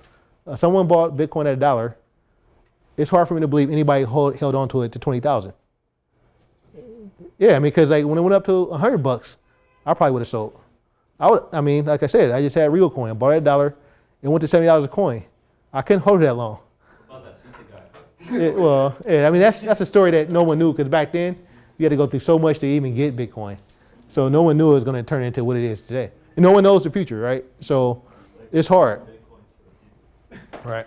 So arbitrage, you can, you know, there's always a spread, 3%, 2%, 5%. There's always a spread between one coin to the next. You can spend your whole day just doing arbitrage trades, making 1%, 2%, and you could accumulate a lot of money quickly by being disciplined. Masternodes, this is kind of one of my favorite. You know, when you talk about data mining, you have to buy upfront costs. Masternodes, you have to buy upfront, you have to buy coins. You're a part of that network in a masternode. Same way in data mining, you're a part of, you know, that network. But in data mining, they give you a reward. Masternodes, you get part of the transaction fee, part of the network fee. So they basically, you're getting a payment every 2 hours. You're getting a payment from that network every 2 hours. And you're committed to holding these coins. So equivalent, toll roads. Toll roads, as long as you drive that road, there's different places on the toll road, you get charged a fee just from driving. Masternodes, if you're a part of that masternode, you get a fee just for being on that highway. You're one of the toll roads. And you're gonna get a contribution for having these coins and just holding them and being a part of the network. The coins can go up. You know, I have an example of GBX. We bought it at $12 a coin. It went up to 56 a coin, but we had 1,000 of them. We bought them for $12,000. The coins went up to $60, $70, and we're getting a fee. We're getting about $800 a day. But then the coins went up in value as well. And then we actually sold our masternode, all the coins, at 60, and we stopped getting a fee because you had to have a certain amount of coins on that masternodes. So you can buy masternodes, you can sell them to other people, you can transfer them to other people. They're getting the funds. You can actually invest in it. You'll Dash masternodes. They started off at maybe $1, $2, and they had to buy 1,000 coins of Dash. It was like a $2,000 investment, or could have been a $10,000 investment. Dash at one point was $1,200 a coin, and right now it's at $400 a coin. Even just holding the coins over that time, you're still getting more coins. It's producing every day. They're still getting that fee every 2 hours for having a Dash masternodes. So masternodes, I'm gonna go over what those are. Airdrops, it's another favorite that I have. Is basically all the ICOs, all the coins that come out, they'll give people coins to try to promote their own coin. So you go, you register, they give you a set of rules, say go to our website, go join our Telegram chat group, and they'll give you coins. At one point, they'll say, we're gonna do an airdrop. We're gonna issue coins to your account for doing these actions. I'm gonna go over what those actions are. And then automated trading. This is something that I help my guys do. Is basically there's profit trailer. Which one you use, Jesse? Don't you use it? It's a crypto hopper. Okay, so Probably one of the easiest user-friendly right. one that's on the market. So I use Crypto Hopper as well, and I have custom settings for Crypto Hopper. And basically, my whole goal is to get 2 to 3%, 5% a trade. I have a settings that Anthony, your settings are getting like 3%, 4% a trade. Yes, you're averaging about 3%. 3% a trade. So all my settings are like sell at 4%. I have a trailing stop, and I try to get every trade 3%. And then some trades we're going to be down on over a period of time, but once it goes up, because we're using moving averages, it should sell for 3 to 4%. So normally, even when I'm down, I have no losing trades because I won't sell a losing trade. I'll wait and hold that trade, and I always get 3 to 4 or 5%. So making 1% a day, automatically you'll compound. Making 3 to 5% a day is just better. Right. So that's something you can do while you're working. You set it up, and then it's a turn off and turn on. That's like I said, 401k, they don't tell you when to take your money in or out. Just doing that, you'll make money. Just knowing when to turn it off, when to turn it on. We try to turn it on when the market is going to be down, and then we turn it off when the market is going up, because we don't want it to buy high. We want it to sell. We'll turn it from buying to selling.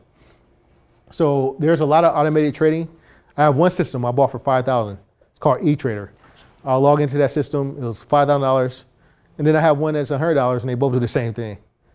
So, like for me, it's like 1% is 1%, whether you spend $100 or $5,000. It's just a strategy. So, I bought the automated trading because I wanted to see if there was a difference.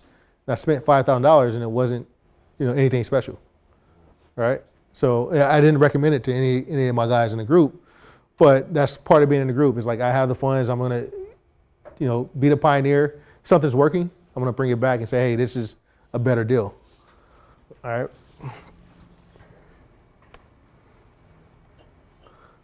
So let's go over masternodes. Let's see. Actually, so I'm going to start giving you guys. So when you want to look at masternodes, one site we can go to is masternodes.online. So when we talk about 401ks, we talk about different kind of investments. This is on the site that's available to everyone. Return on investment. Can anybody read that? Can we turn the light down maybe? Okay. We can get dark and intimate now. Everybody's woken up. All right. Oh, that's better. All right. So masternodes, it's you're part of the network. They're saying buy into a masternodes, the return on investment. Now there's a strategy to the masternodes, right? Because anything that says you can make 200%, you also can lose 200%. So anything we talk about here, if we're talking about making money, we're also talking about losing money, right? And the knowledge is what's going to make us money. The information is what's going to, how to apply is what's going to make us money. But you have a possibility to make 1,500%, or 15,000, or 1,500%, 500%, 40%. These are returns on a yearly basis, right? And throughout the year, it's going to go down. Hope some of them goes up, but the returns normally on master notes, they'll go down. So we'll read this and we'll see 2,000%, it'll go down. The strategy that I like to apply is if you can buy master notes cheap for $1,000, $2,000 a master note, and even right now, we know that mass adoption is still early. It's still, the coins aren't established right now. I mean, like, we have more people coming in. So if you buy a master note, the average price of this coin is 0.042, right? The price of this master note is probably like $600 or let's say $6. This is a bad example, but we'll entertain it just because. So you buy a master note, it costs you this cheap to get into it.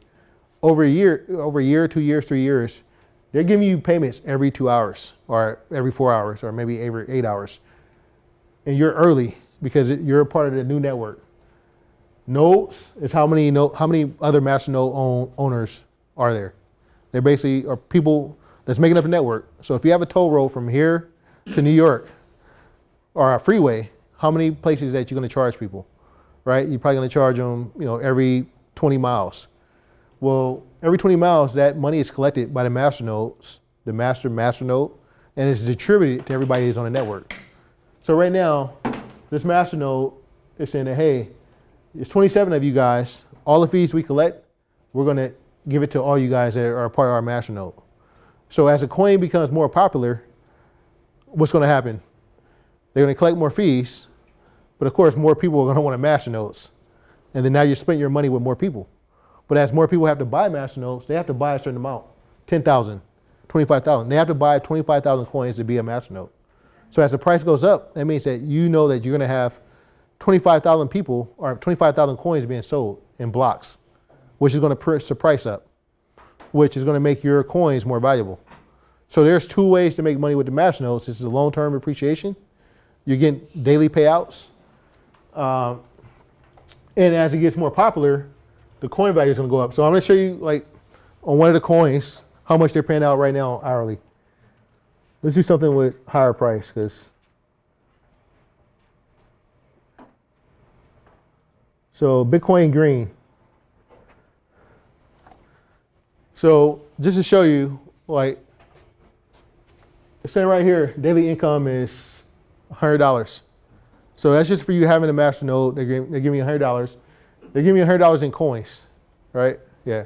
Hey, what's the Chrome extension you use to highlight the pricing? It's called Bitcoin Auto Converter. Right, Auto Converter. So that's another tool that I use because that's gold right there, guys. right, right. So that Chrome extension basically converts everything that you have in Bitcoin on your screen into a dollar amount. Because even though I'm a Bitcoin supporter, we still think in transaction dollars, right? So everything that's in Bitcoin, it translates it for me on screen, so I can tell you guys it's $750 because you wouldn't understand 0.0.42 or whatever, BTC, right? You wouldn't know how much it is. I think, Anthony, we met last night and that's what we talked about, right? Yeah. Like, when you're trading, I told him, hey, buy $1,000 worth of something. It's like, well, how much is that in Bitcoin? Is that 0.09? Like, you have to convert it. So I have a converter that just basically converts everything for me. So I can say, hey, 0.08, that's, because the price is always changing of Bitcoin. So 0.08, it might be worth $200 now, $400 later, et cetera. So you have your monthly income, yearly income. This master node costs $7,000. It's estimated right now you're going to make $40,000. Right? And even as it goes down, you're still accumulating coins. Right? So I know you're a master node owner. How many? You have 1 or 2 or? Right now I have 3. 3 master nodes. Right? So there's a lot of, if you look on Medium and you look on Steemit, different sites, there's people that just buy master nodes. So for me, only reason I haven't accumulated more master nodes, I have master nodes, and I think in a group, we've bought group master nodes. It's just that each one you have to spend time on creating, right? What's your biggest challenge with master nodes? The higher the returns, the quicker the price falls. Right, the higher returns, right, because more people are joining in. And then as far as who builds your masternodes? I do. You build your own, right? So each masternode is different though. So that's why more people don't talk about masternodes. Data mining, anyone can go to Best Buy and buy some rigs. You go to eBay, you can buy a rig. Anyone can do that. And then they can read instructions. But on masternodes come out so fast that you have to read the masternodes, join the community. You almost have to be in a site to do the research to figure out how to establish that masternode. It's more complex. Huh? It's more complex. It's more complex. It's the only thing. So once you can eliminate the complexity of building the masternode, or you pay someone to do it. So it doesn't. I have people that do it for $1,000, $2,000, but some of these masternodes only cost $1,000, $2,000, and then you know the price is going to drop. So sometimes it's not worth paying someone, and so you have to take the time. And of course, we live in a society we want everything quick, and we don't want to spend the time. My whole reason for getting crypto is not to invest, spend too much time and have freedom. If I spend time on each masternode, it may take me 8 hours to build one masternode, and then I have to invest in the coin. So I love them, and I have a network that I can buy on. But then you also have to research to buy which ones, because you're trying to buy one that's going to go up in value over time. These returns don't stay like this. So over time, if you have 10 of these masternodes right now, you can buy them at $500 or $1,000. If they stay around for a year or 2 years, you're going to be making $50 or $100 a day. You had a small investment. That's forever. That's forever. So you buy 10, and the goal should be, I get 10 masternodes and I have them up running. I'm getting coins every day. Maybe I'll be making $100 a day, and I have 10 of them. That's $1,000 a day residual income before mass adoption takes place.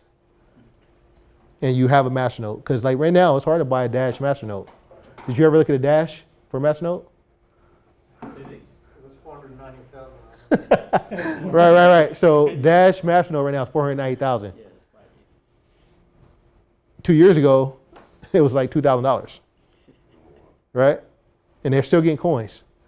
So that's the potential of just buying 10,000, 20,000 masternodes now. Is you may have one that turns into Dash and it'll be worth 500,000, and you're getting Dash every day. That's one Dash is worth $400. So if you have a couple of masternodes and they're all getting it, you talking about time and freedom. I'm still trading. I'm here with you guys. But if I had 10 Dashes right now that's producing, you're getting that money every day. The transaction Dash is not going anywhere. So that's the masternodes. For a fund or for anyone that's looking for passive income and the potential of it to go up higher, you put in the time to get them established, it is a potential. And then also a potential they can drop. But even when they drop, you still accumulate coins. So long as they don't go out of business, or the network, the community doesn't just disappear. And there's a selection process for masternodes that I have that, what to look for on the masternodes. So you have any kind of questions on that? Yeah, go ahead. So, was like Ethereum and Litecoin, were they part of something like this before they got adopted or whatever? No, so Ethereum they had airdrops. So yeah, ICO and airdrops. I mean, and most coins have airdrops because they want to promote their coins. So they want to give people free coins. So masternodes is basically kind of like a staking. Huh? Is it like forks? No. Forks is when developers leave and create their own version of coin. It's more of just being a part of the network to speed their network up. It's part of being Caltrans. There's someone that works on the network. Yes. So people are basically building your own masternode, or people can invest in a masternode? So like, Yeah. give it a little Yeah. summary. So in order for Bitcoin and all these other coins to work, you need to record the transactions on the blockchain. The blockchain is just like a database or a spreadsheet. Each line records, this person sent this much money to this person. And in order for that to work, you need someone to record those transactions. And they're the miners. So for Bitcoin transactions to be recorded, you can do Bitcoin mining. And the way you motivate people to do that mining is you pay them in Bitcoin. So Bitcoin miners earn in Bitcoin. So now the way this Bitcoin Green works is in order to record the transactions, they need people to set up masternodes. And their reward for setting up that masternode is they get paid in Bitcoin Green. So Bitcoin Green has been designed to work with masternode idea, whereas Bitcoin Right. itself doesn't need masternodes. Right. So different coins have different masternodes, and this is where you'll find which coins offer masternodes. And then from that, you have to go to their website, or their Telegram, or the Discord, and you have to find a guy that's already built one, or find their development community. How do we buy one? Do you have a paper? Do you have instructions?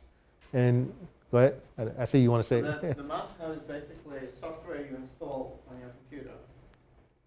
And that software records the transactions that occur. And you get deposits into your wallet. It has to be 24/7 connected to the internet. Right. Yeah, consistently. You have Right. to have 100%.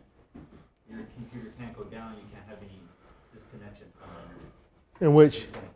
In which now you have to know how to build. So I use AWS cloud services for my masternode, but there's other different servers or services that you have that you can buy into, cloud services that'll be up 24 hours. It's running there, and it's actually exporting. It's almost like giving you your fee into another wallet. It's taking the money there, it's getting coins, and then it's routing to your wallet that might be on your desktop. Yeah. An alternative to AWS I looked into is DigitalOcean. DigitalOcean? Before, Right. For mining, cryptocurrency, and pretty much any database management. It's a little bit cheaper than AWS because they just charge you on a monthly basis. Right. They charge you per minute.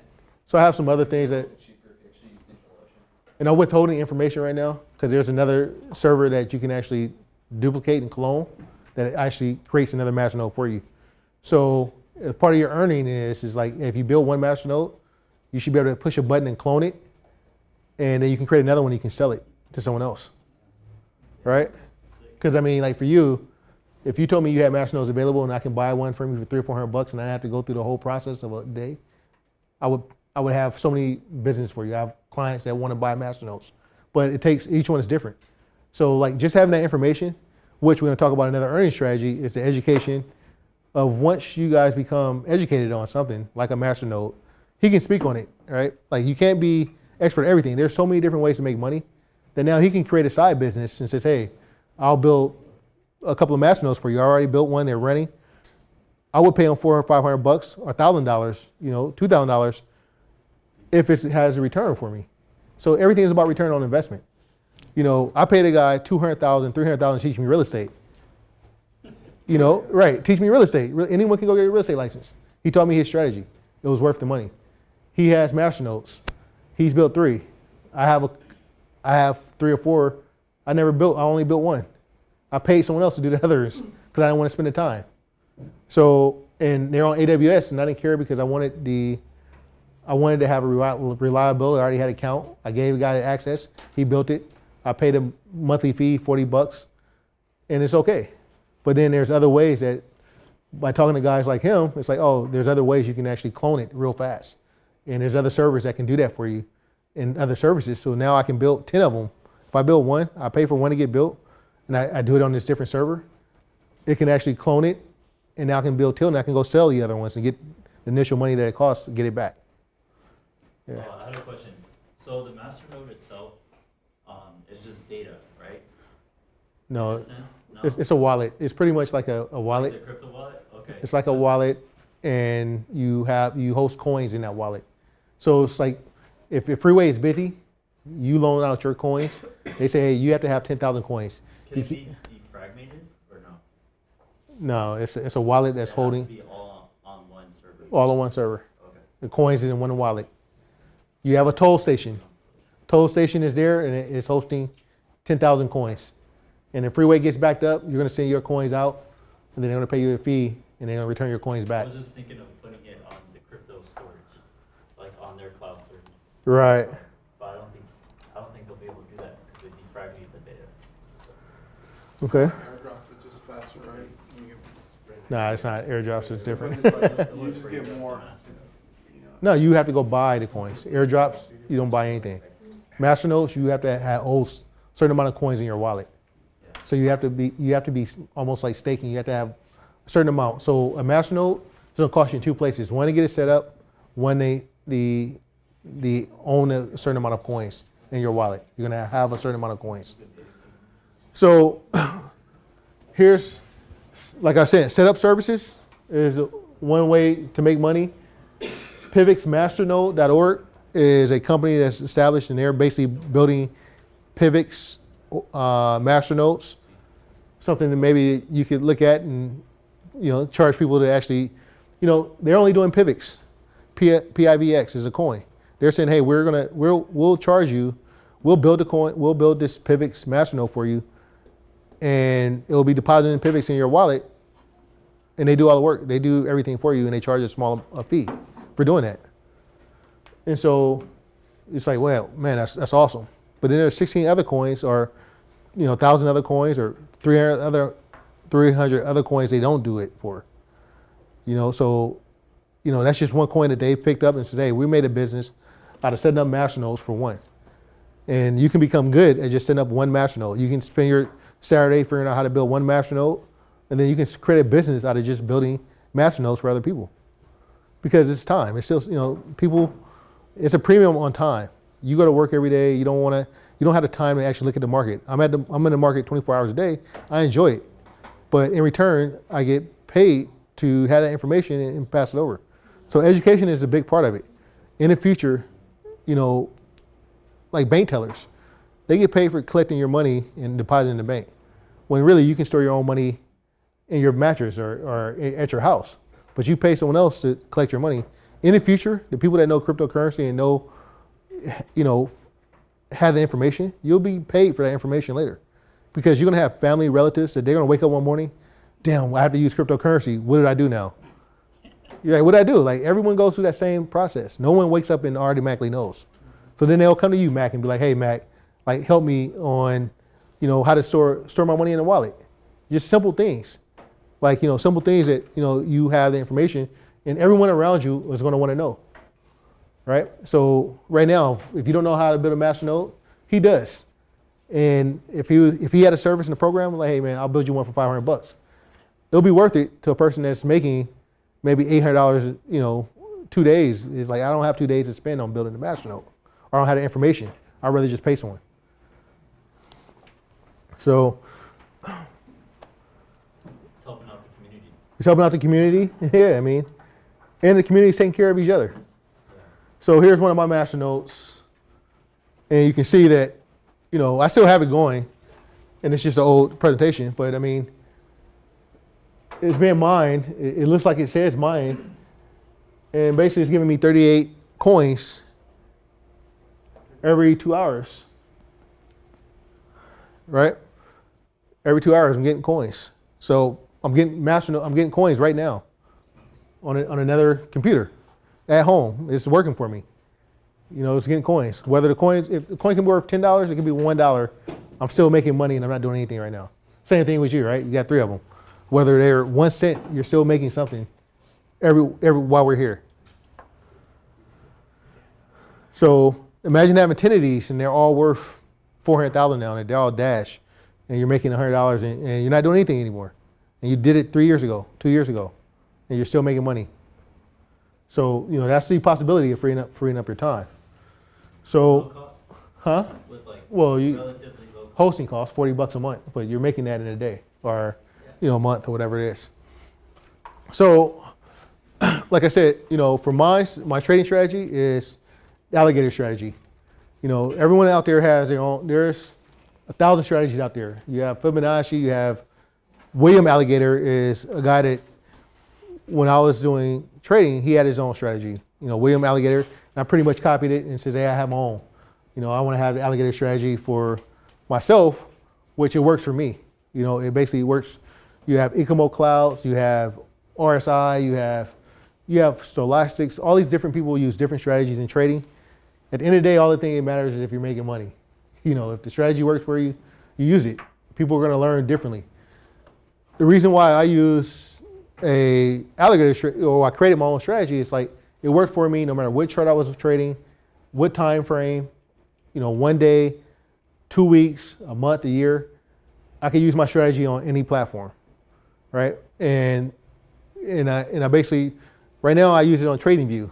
TradingView, every platform has the ability to create a alligator strategy, which it uses price, it uses volume, it uses candlesticks, and moving averages. So pretty much any place that has a chart, you'll have those four things. You'll have price, because you can't trade on any stock, any exchange, anything without having a price. Volume, you can't trade anywhere without knowing what the volume is, whether it's one person trading or 1,000. Candlesticks, mostly every chart out there has candlesticks. You can have different kind of candlestick bars, but they all have candlesticks in any trading software. And then moving averages is basically a line that shows you, if you look at a chart, you can see the moving average just visually looking at the chart, because it's going up and down. The price goes up and down. So if you buy under the moving average, eventually it's going to go up over it in a certain amount of time, whether it's an hour, a day, and I'll show you what it looks like. One thing we did in the beginning of the year is it's called a Project 32. I wanted to show people that I picked 32 coins under the moving averages on January 1st. I put $100 on each coin. I say put it like I'm gambling. I put $100 on each coin. I bought $100 worth of each coin. And in 2 weeks, I spent $3,200 for $100 on each coin. In the 2 weeks, it was worth $13,000. Just swing trading, buying under the moving average. Of course, the market was going up. Then January 15th, the market went down. The market crashed, and I spent $3,200. It was still worth $6,000. So it still doubled, even with the market going down. It doubled. And I basically put these coins in the digitalcurrencyguy.tv so you guys can see what coins those were. So using moving averages and using alligator strategy, this is, kind of how, this is kind of what we traded in April and the percentage gains that we had. And everything that I post here is like transparent. It's in my Facebook group. And I'll call and say, hey, buy it. Just, I'm buying this, or I like this one at this price. The days that I learned these, and 2 weeks later, this is the percentage gain that each one of those coins had. And this was off of, anyone could have did it. They could have put it in. And so the percentage gains are, using the alligator strategy. But of course, all of these gains were in a month of April, which April is historically a bullish month. So this is just plain odds. We buy April, we buy in March. April is going to be normally historically good. You buy in October, historically November and December is going to be good. There were guys last year made like from $10,000 made $120,000 in 2 months because things went up 6 times, 5 times. The market cap went from 4 billion to 8 billion in 2 months. So this is, these are cycles that you can see the money coming in and out. And like I said, banks, you can make all your money, for the year in a couple of months, just timing the cycles. Considering things go up, you can also lose, right? So, and these are all real results. It's nothing special. Okay, so automated trading bots. You have different settings. There's pros and cons of everything we talk here. If you can make money, you can lose money, even with trading bots. For instance, I have a trading bot. It runs every day. I turn it on, turn it off sometime. But with technology, you can also have you have API. You tie into Bittrex, tie into Binance. One night, I had it on, and they did maintenance. They didn't tell us, and my trading bot wasn't able to connect into my Bittrex account, and it wasn't able to sell. And so when I woke up, I was down like $1,000 because it wasn't able to sell. And the API, just disconnected. They did some maintenance. I don't know if it was Trade Hopper or for Bittrex, And then that's when it says, hey, you know what? I'm not gonna trade too much on trading bots because something could go wrong.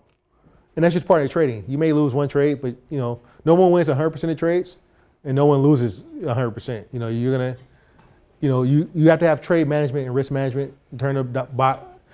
So if you put 10,000 into account with a trading bot, it's not gonna stop trading until it trades all $10,000. So if it buys things and it holds, and I have my settings where it says, hey, don't sell unless it's a profit.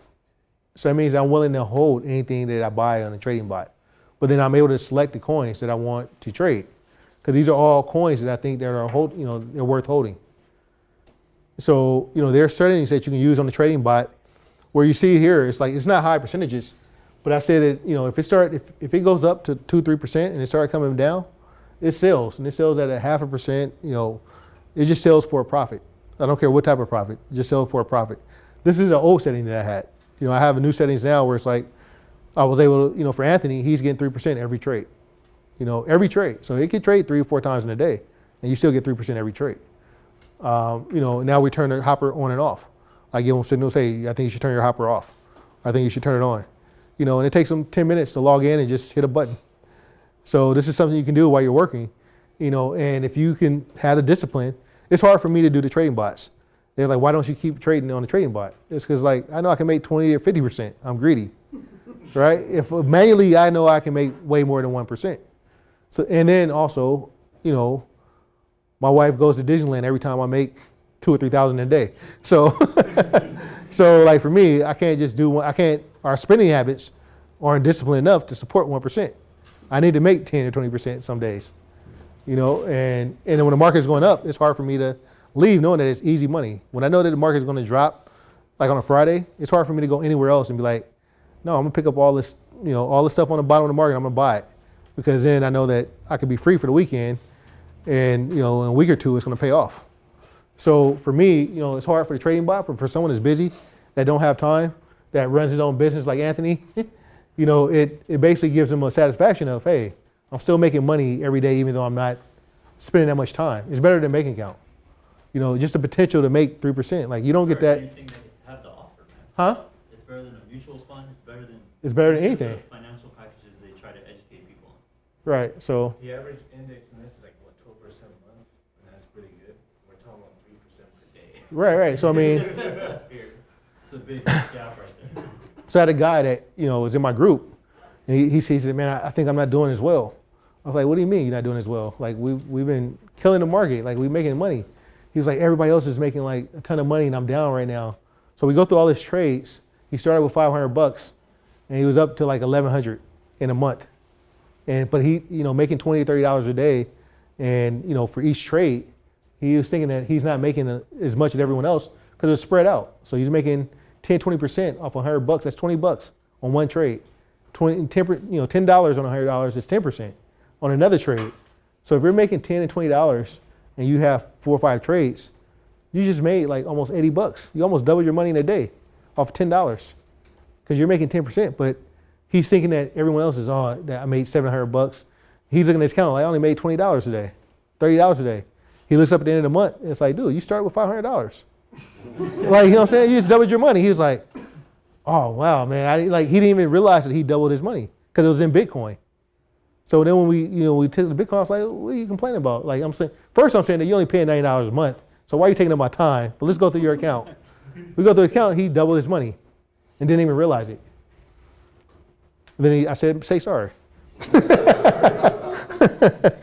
Right. Because you're not doing that anywhere else. I mean, and that's the thing, that the market moves 20, 30% a day.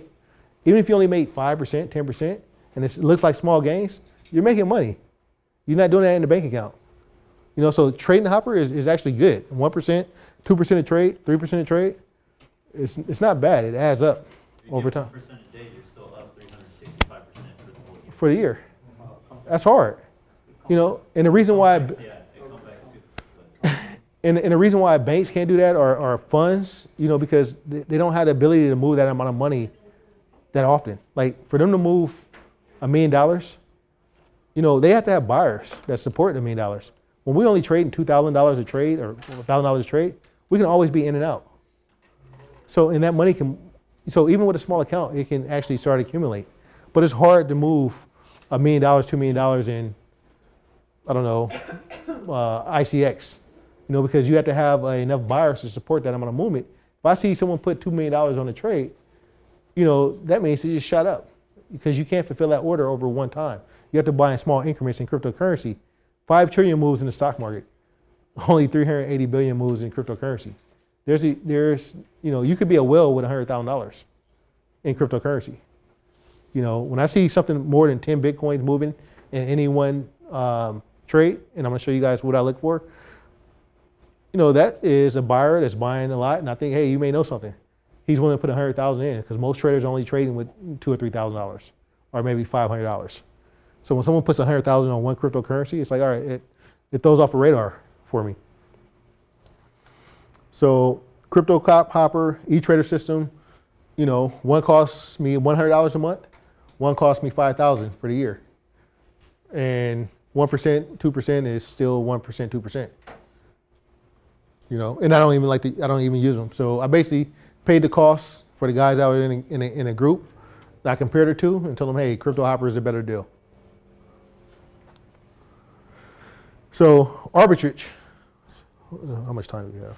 Arbitrage is, without saying that, you can buy on one exchange, sell on another. There's multiple platforms. The site that I use is coingap.org. And basically it gives you everything out. It says, hey, buy on Bittrex, sell on HitBTC. There's a 5% price difference. And like I said, you only need 1% and 2% a day, right? So here you just buy at one exchange, sell on the other, right? And so this is worth your time this morning to come here and find out one site that can give you a 2-3% you spread, And then so something like Dash I would buy just because I'm a big supporter of Dash, in this end that you have to buy in this pair. USDT is a pair for arbitrage. So I have 2 groups. One, I do market updates. I have a mastermind, which is like, hey, we're gonna go through all these different strategies, and at the end of the year, we're gonna try to implement one of each strategy. As you get, you're making money in one, try to move in another, because it doesn't take long to implement them. But you need to be making money to feel confident to keep going through different stages. So for you to do, for you to invest in airdrops, you need to make money in trading, or you need to make money in automated trading, or you need to make, you want to make money and implement all of these, and that's kind of the goal, is to basically have someone say, hey, here's how you make money in this one, in this format. Arbitrage is simple. You buy on one exchange, you sell on the next, you can make 1%, 2%, 3% of spread. But you have to have the right size, and there's things to look for. Sometimes you'll have arbitrage and the wallet will be closed for maintenance.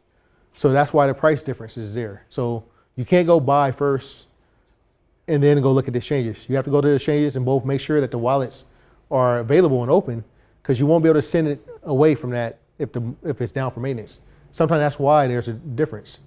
So I know for BCN, it went up like 100% 2 days ago, and then the wallet went down on one exchange. So people were buying it and thinking they were going to sell it on another exchange, and the wallet was down, and then they were stuck. Then the price got dumped, and then a bunch of people lost a bunch of money. And then you hear on all the sites, oh, it's a BCN scam, because the exchange closed the wallet because they know that it was a different price. So there's things to look for in the arbitrage. Like you say, if you can make money, you can lose money. You want to know, that's one way you want to look at it, and say, hey, make sure before you go do arbitrage that both wallets are up and down. They're up. Or make sure that there's buyers on the other site. Sometimes there's not buyers. It may be, that's why I use 4 exchanges. I think on the trading platform here, or this sheet, I said the best 4 exchanges for arbitrage. It's HitBTC, Binance, Bittrex, and Poloniex. So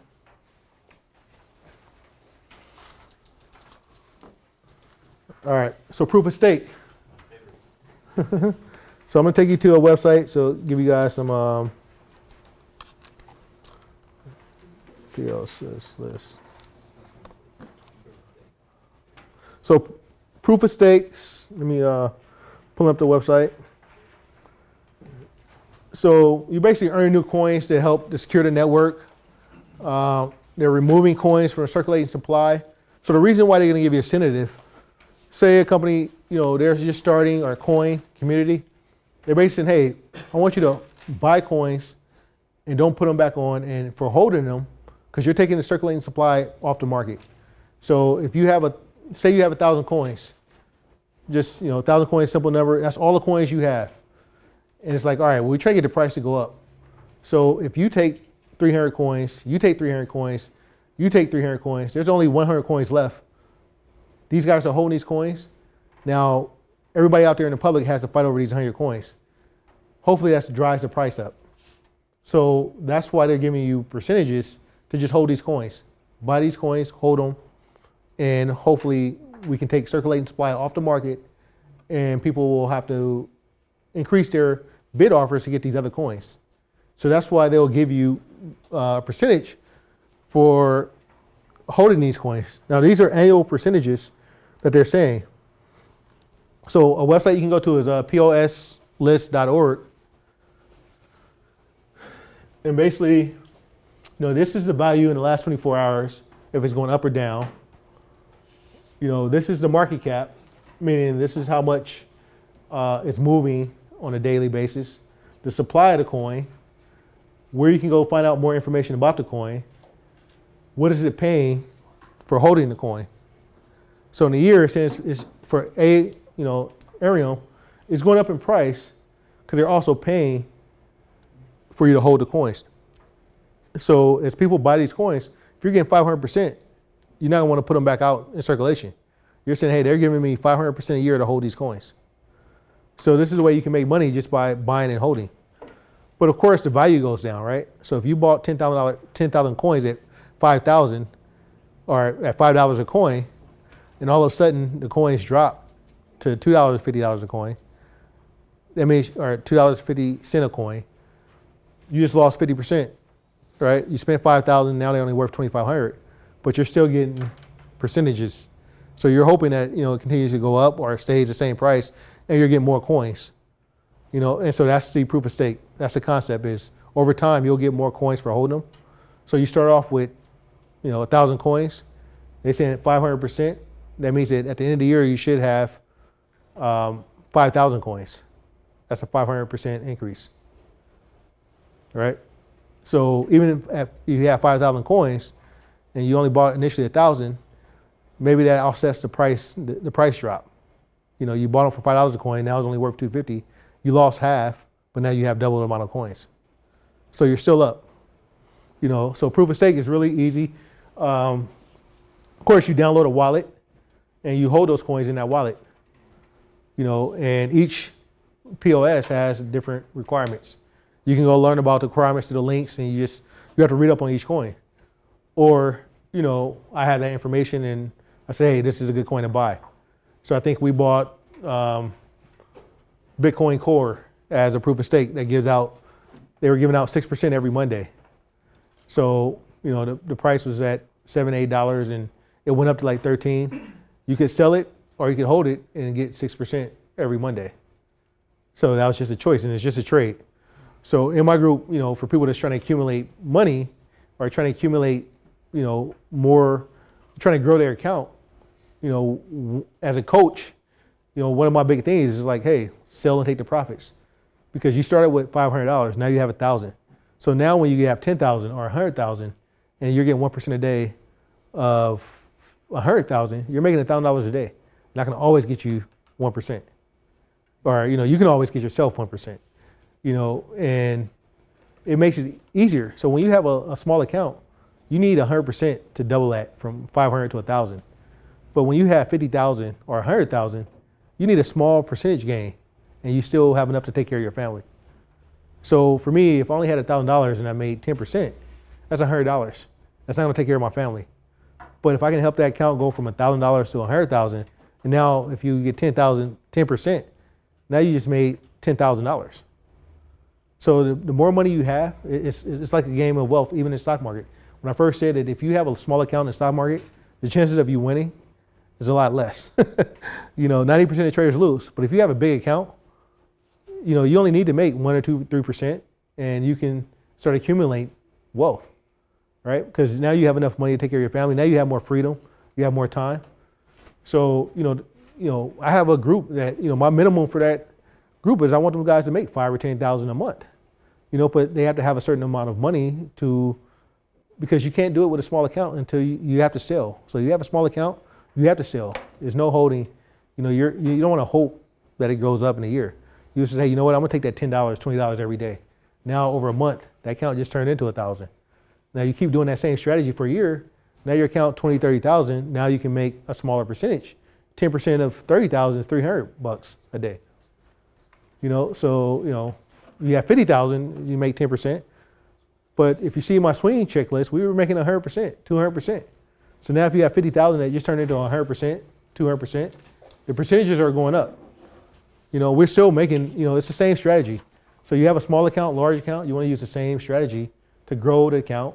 And then once you get to an account this big, it's like, hey, now I can just day trade. I can go in for, and make 2, 3%, and I can be done for the day.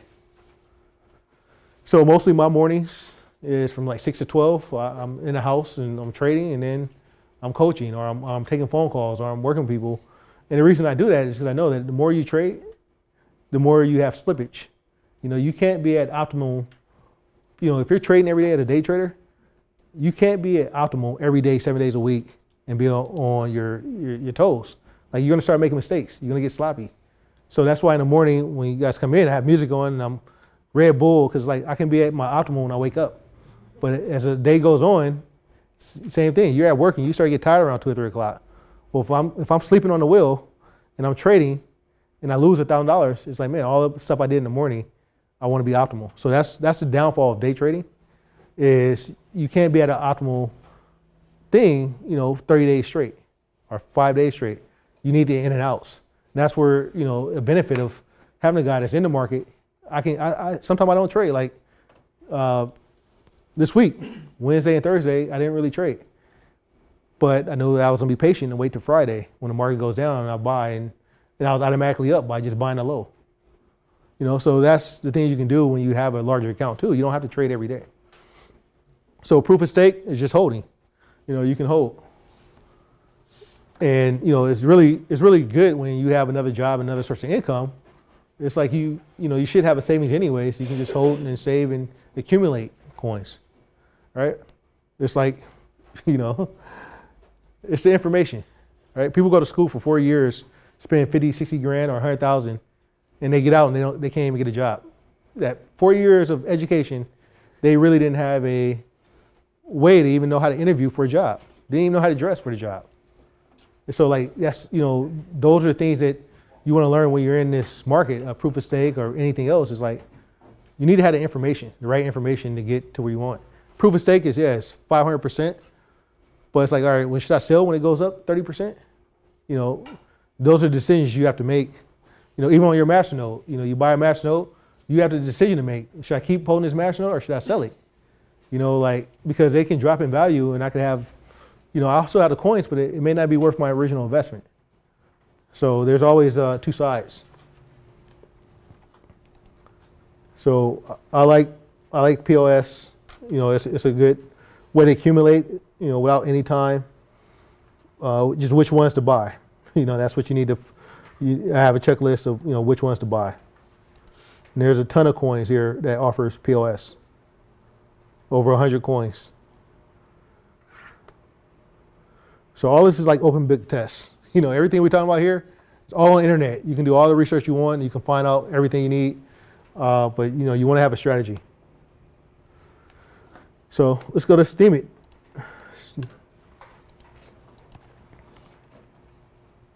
Are you gonna go over the minnow booster? Or? Huh? Minnow booster? I'll let you do it. Gonna come up?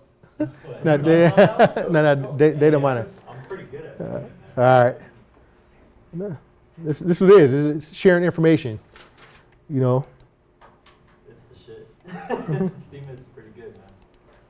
All right. I've seen girls just post about working out and make $1,000 on one blog post. Seriously, they make a lot of money on that. All right. Let me try to log in. So Should I write down your private key? Yeah. So I don't know why it's not going in. Normally it comes right up.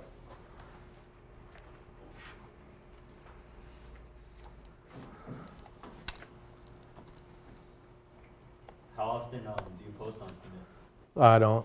I pay virtual assistants. Oh, okay. So That's awesome. yeah, so that's another strategy I'm saying is like when you have you want to get in this market and you want to learn how to like the strategy is what I charge people for.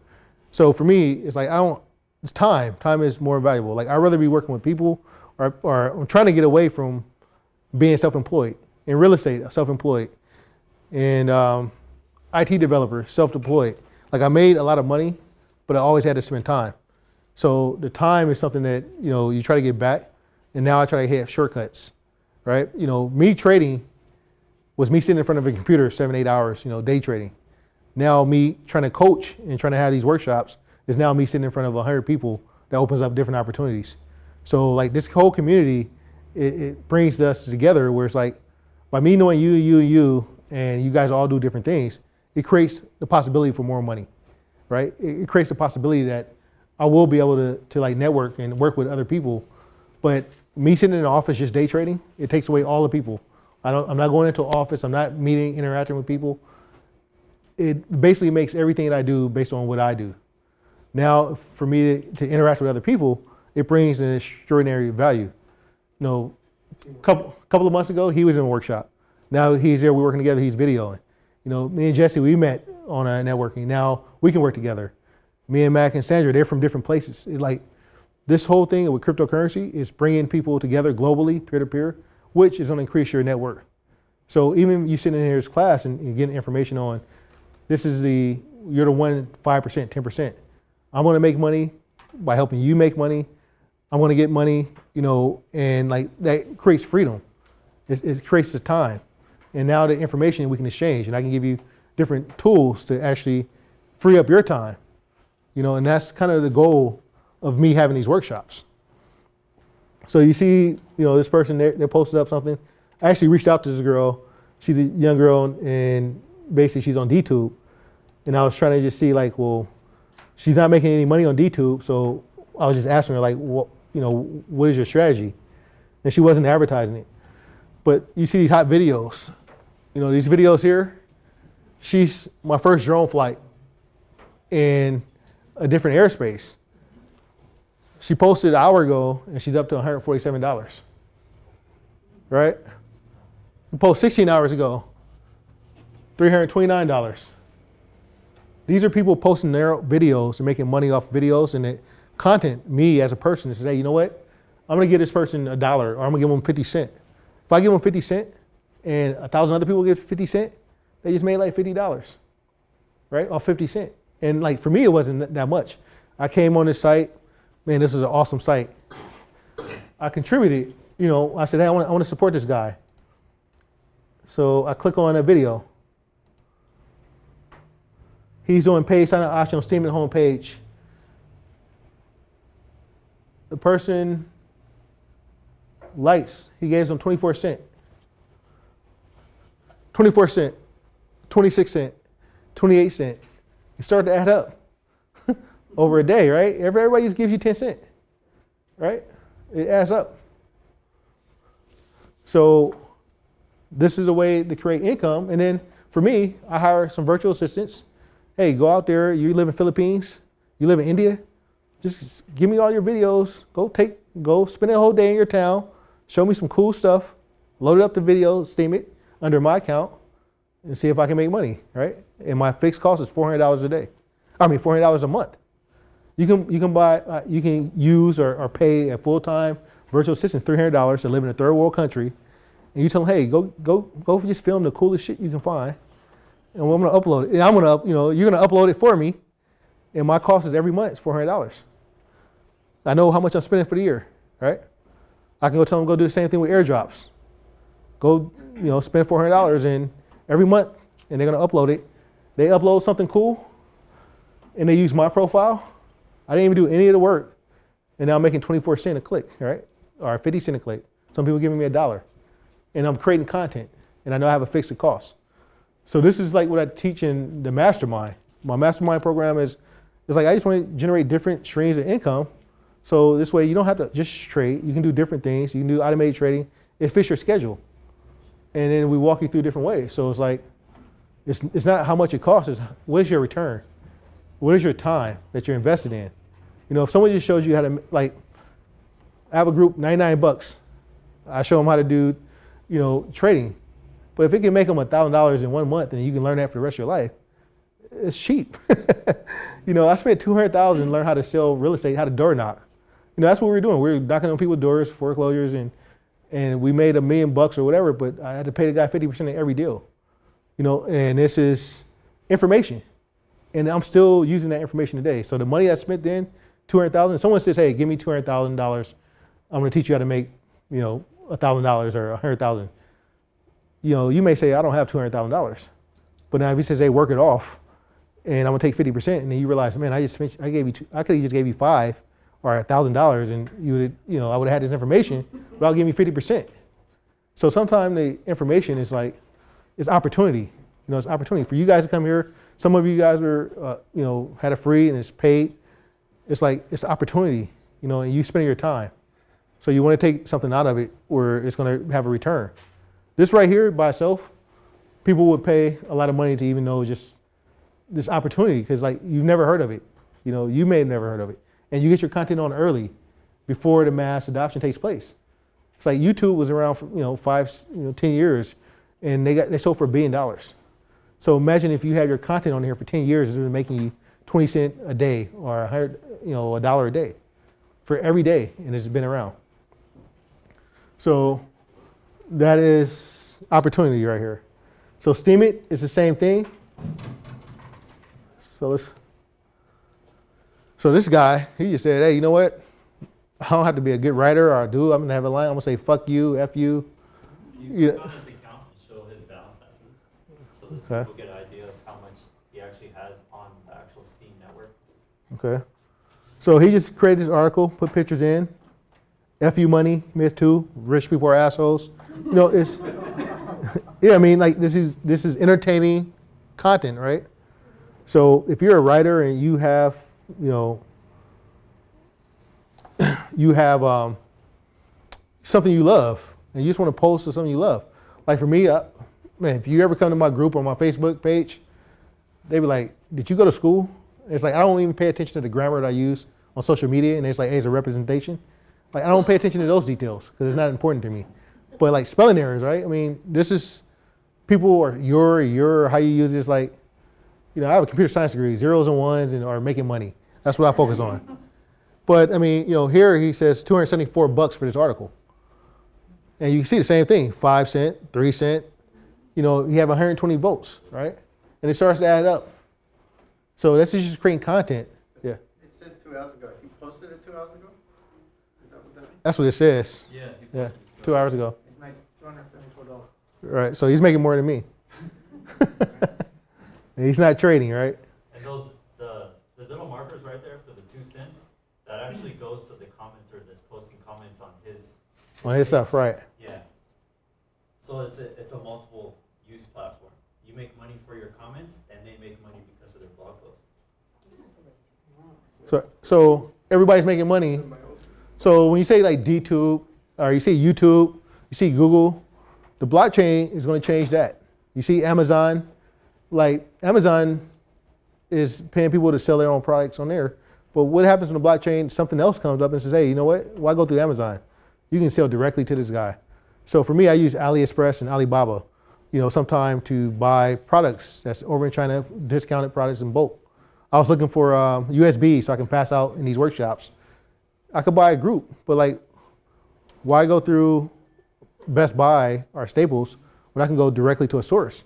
Now, if they accepted cryptocurrency, I send them direct, they send me the product, and I get them a lot cheaper, and we can cut out another person.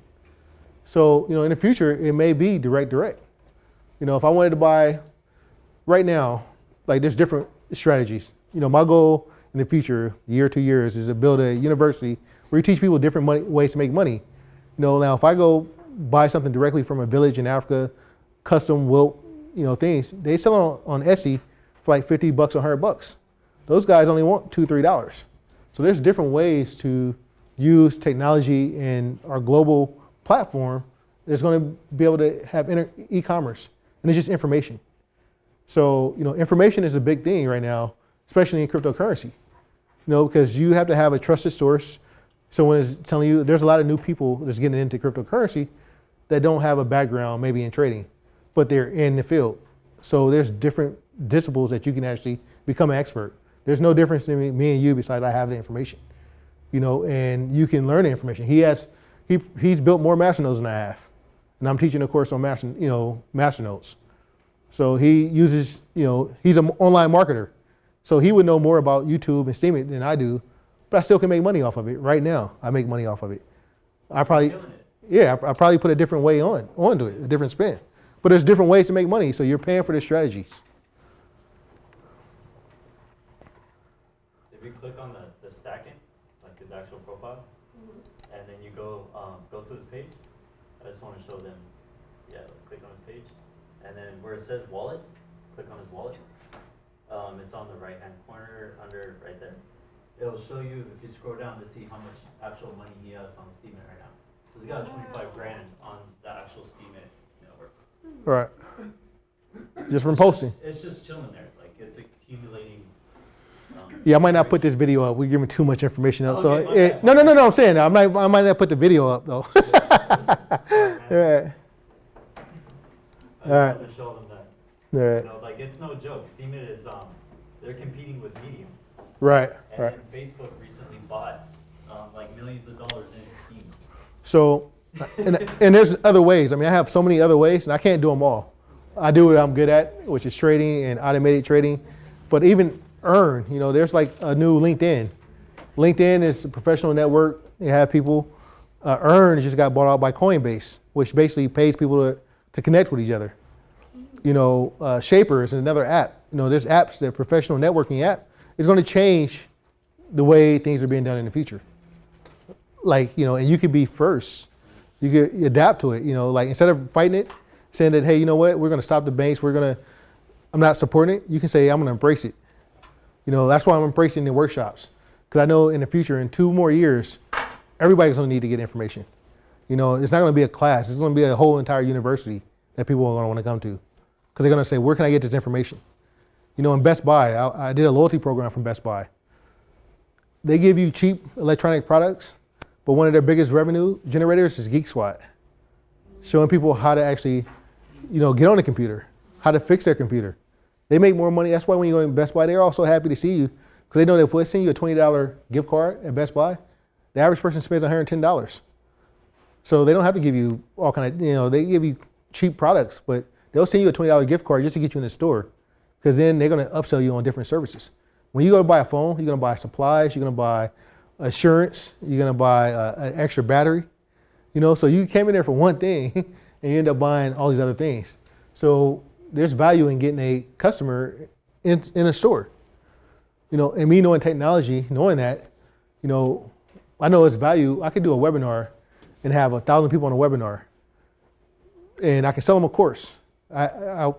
This is what got me into doing these workshops. I was working with a company, Market Traders, out of Florida, Forex. They would get people in a workshop, 3 days. I taught the workshop, and they were selling this course for $15,000. And they hired a coach off the street to basically teach them. And I was like, these guys don't even know trading, but they're, and they were selling hope. And I didn't want any part of that. So I said, you know what? I'll do my own workshops. People can talk to me directly. When they come in my Facebook group or they go on my Facebook, it's my family, it's my car, it's my stuff. And it's, I put my name behind everything I do because I know in the future, this is going to be the community. We are the pioneers, and I meet with people, I answer them. So it's not like, hey, well, what happened? No, I can answer any question that anyone asks me. So airdrops, airdropalert.io. That's the place you can look at airdrops. You can look at the airdrops. Well, I'm going to go to this site. There's so many airdrops right now. There's so many ICOs. There's a company, ICO Box. I'm going to show you how they make their money.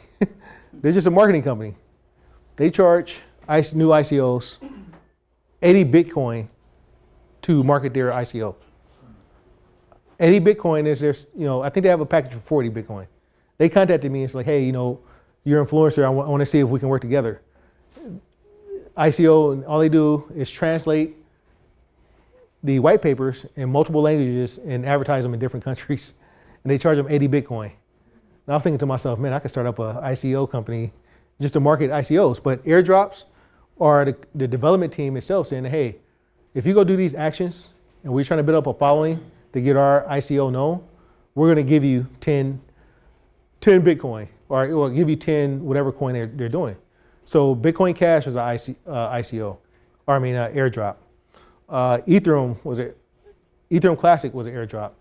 There's a bunch of airdrops. So if you'd have had 10 Bitcoin Cash just for registering, and they would have dropped 10 Bitcoin Cash, that would be worth $10,000 right now. Yeah, it's like even more. 14. It's 1,400 right now. So if we go to the site,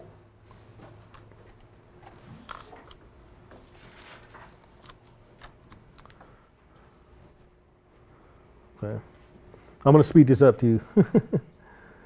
So here's all the past airdrops, and this is something that you don't even have to do yourself. Like you can just pay someone else to go do the actual registration for you. And that's where I was saying that having a VA, you can have a VA for the airdrops, for affiliate marketing, anything else. They can do all the work for you. So I actually have on this sheet, I have a place that says airdrops. Yeah, airdrop. I have an ebook that you can give to the VA and a place to go hire a VA.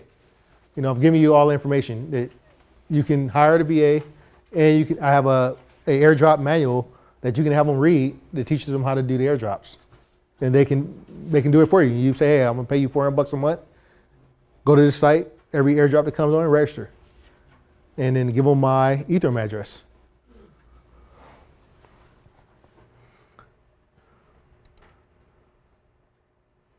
So there's a different type of data mining.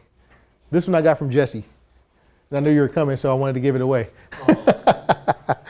Right. So, yeah, no. You have to give up information, right? Yeah, of course. So here's a bonus strategy that I just learned. Data mining. Here, if you have websites. So I have guys that are in online marketing, internet marketing. They're earning data mining by putting scripts onto websites. And basically it's generating. Works for videos too. Works for videos too, right? Yeah. I didn't know that. So, We'll go. right. So basically, they're basically, while you're browsing and you're going on to different websites, they're using the visitors to mine data. So it costs them nothing. They didn't have to go buy a rig. They didn't have to go, they didn't have to buy any equipment. They just basically sign up for a site. They're using the hash power of a visitor's site, and they put it on their website, and then they get their Monero. Monero is like $200 a coin. So this is another way to make money. And this is being used by online marketers, internet marketers. So, the site, there is a... CNBC or whatever, the news channel. Right. It's really good for websites that have a lot of content. So a lot of like YouTube uses it. So while you're watching a YouTube video, if your computer starts making more of a noise or gets hot, it's because YouTube's using it to mine. So. Right. If you've ever been on a news channel or like a news site and it's kind of laggy, that's because the mining just started. Okay. So. Right. So. Not just crypto people, even companies use it. Right. And so another way I make money, besides my trading, besides my coaching, is I do private events. So I have some families that want me to come to their house, or I have some companies. I did one for Lighthouse Escrow, like 2 or 3 hours. I go there and I actually do a presentation. They use me as the person that comes in and educate their staff. So for real estate companies, like mortgage companies, I charge them $1,000. I spend 3 hours and basically educate 20 to 30 people at a time, 40 people. And that's off the education. That's off to me explaining to them how they can use real estate, how they can use the blockchain in their industry, how they can use cryptocurrency to drive in more traffic, to bring more people into their, because everyone wants to learn. So that's another thing that I do. So I do them normally like 1 or 2 a month. And basically I educate people in their industry. I did it for an insurance company. I did it for a mortgage company. I did it for a real estate company.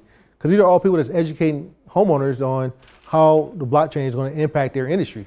Like for real estate, the CRM, the MLS system, or where you go to look for properties in Zillow, they have the same thing now, Rex MLS, that gives the realtors money and credit for uploading the property somewhere else, which in return is going to advertise for that homeowner in multiple locations. So, there's a lot of strategies in other industries. This is impacting every other industry as well. I did it for a tax company. They want to know like, well, how is this going to impact our industry? So I uploaded to digitalcurrencyguy.tv, different tax laws, how cryptocurrency is impacting, what are you going to do for your taxes? Because that's another question that you guys have. And the tax guys, they're dealing with it, so they have to adapt. If you're in the tax business and you're not explaining to people what to do with their cryptocurrency, which is a big deal right now, that's actually going to drive more business in. So if you have a bunch of high net individuals you have tax, they're part of your clients, and you're not telling them about cryptocurrency and they're buying it, then they're going to leave your tax firm to go to another tax firm that can teach them about cryptocurrency. So I could just make money just targeting event marketing for real estate companies and financial wealth or CPA firms, by learning how the IRS is actually using guidelines in cryptocurrency. So, ways you can make money is introduction in crypto. Once you set up a wallet, once you set up, how you're going to interact, you can basically show other people. I have a guy out of New York, he had a group. And I was like, dude, you have 3,000 people. Why don't you just give an introductory class? So he created a group, $25 a month or $25 for a year. And they join this group and he'll help them set up a wallet, set up a wallet. It's something simple. And the person will pay for that because they don't want to spend that extra 2 or 3 hours of learning how to do it. So, selling offline storage. I had a girl that contacted me and said, hey, her husband had died. He had bought $10,000 worth of Bitcoin 3 years ago, and she wanted to know how to get it off this computer. How to get it off the computer. And I mean, there's companies out there right now that's all they do is recovery of Bitcoin. People had electronic devices and recovery. Cybersecurity and insurance. I had the last workshop I did here, had an insurance guy come in and he was selling cybersecurity. He was selling insurance plans for cybersecurity in the United States.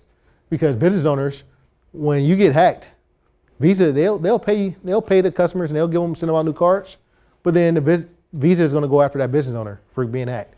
Hey, we issued out 50,000 new cards. We had to reclaim this. It's not our fault. It's a breach on you. We're going to go after you now. So there's a risk accepting Bitcoin and different cybersecurity. The how-to masternode and data mining. That's another thing that education, just showing people how to get it done.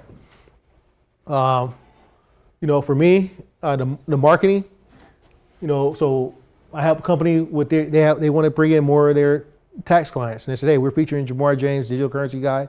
He's going to be speaking, do a 3-hour presentation on cryptocurrency. They go market to all their guys in their company. I come in, give their clients a preview, they pay me, and they're doing event marketing. It's a way to get their clients back in front of them. So they're paying, for $10, $20 a click on Google for people to click their site, to go to their site, when they can do an event on cryptocurrency and bring people into the office. ICO white paper translation. If you have speak another language, companies are paying big money on translating because this is a global, right? You release ICO. If you know how to speak a language, they'll pay you to translate their white paper into that language so they can market it in another country. Because ICOs could be marketed anywhere. ICO Box gets 80 Bitcoin to do that. That's basically what they're doing. Because they contacted me, and that's what they were doing. So if you go to ICO Box, I just want to see the simplicity of getting in now of cryptocurrency. 1 month for a PR campaign. If I hit order now,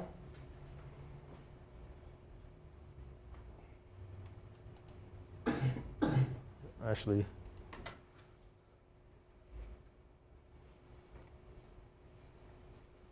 Here's the basic package.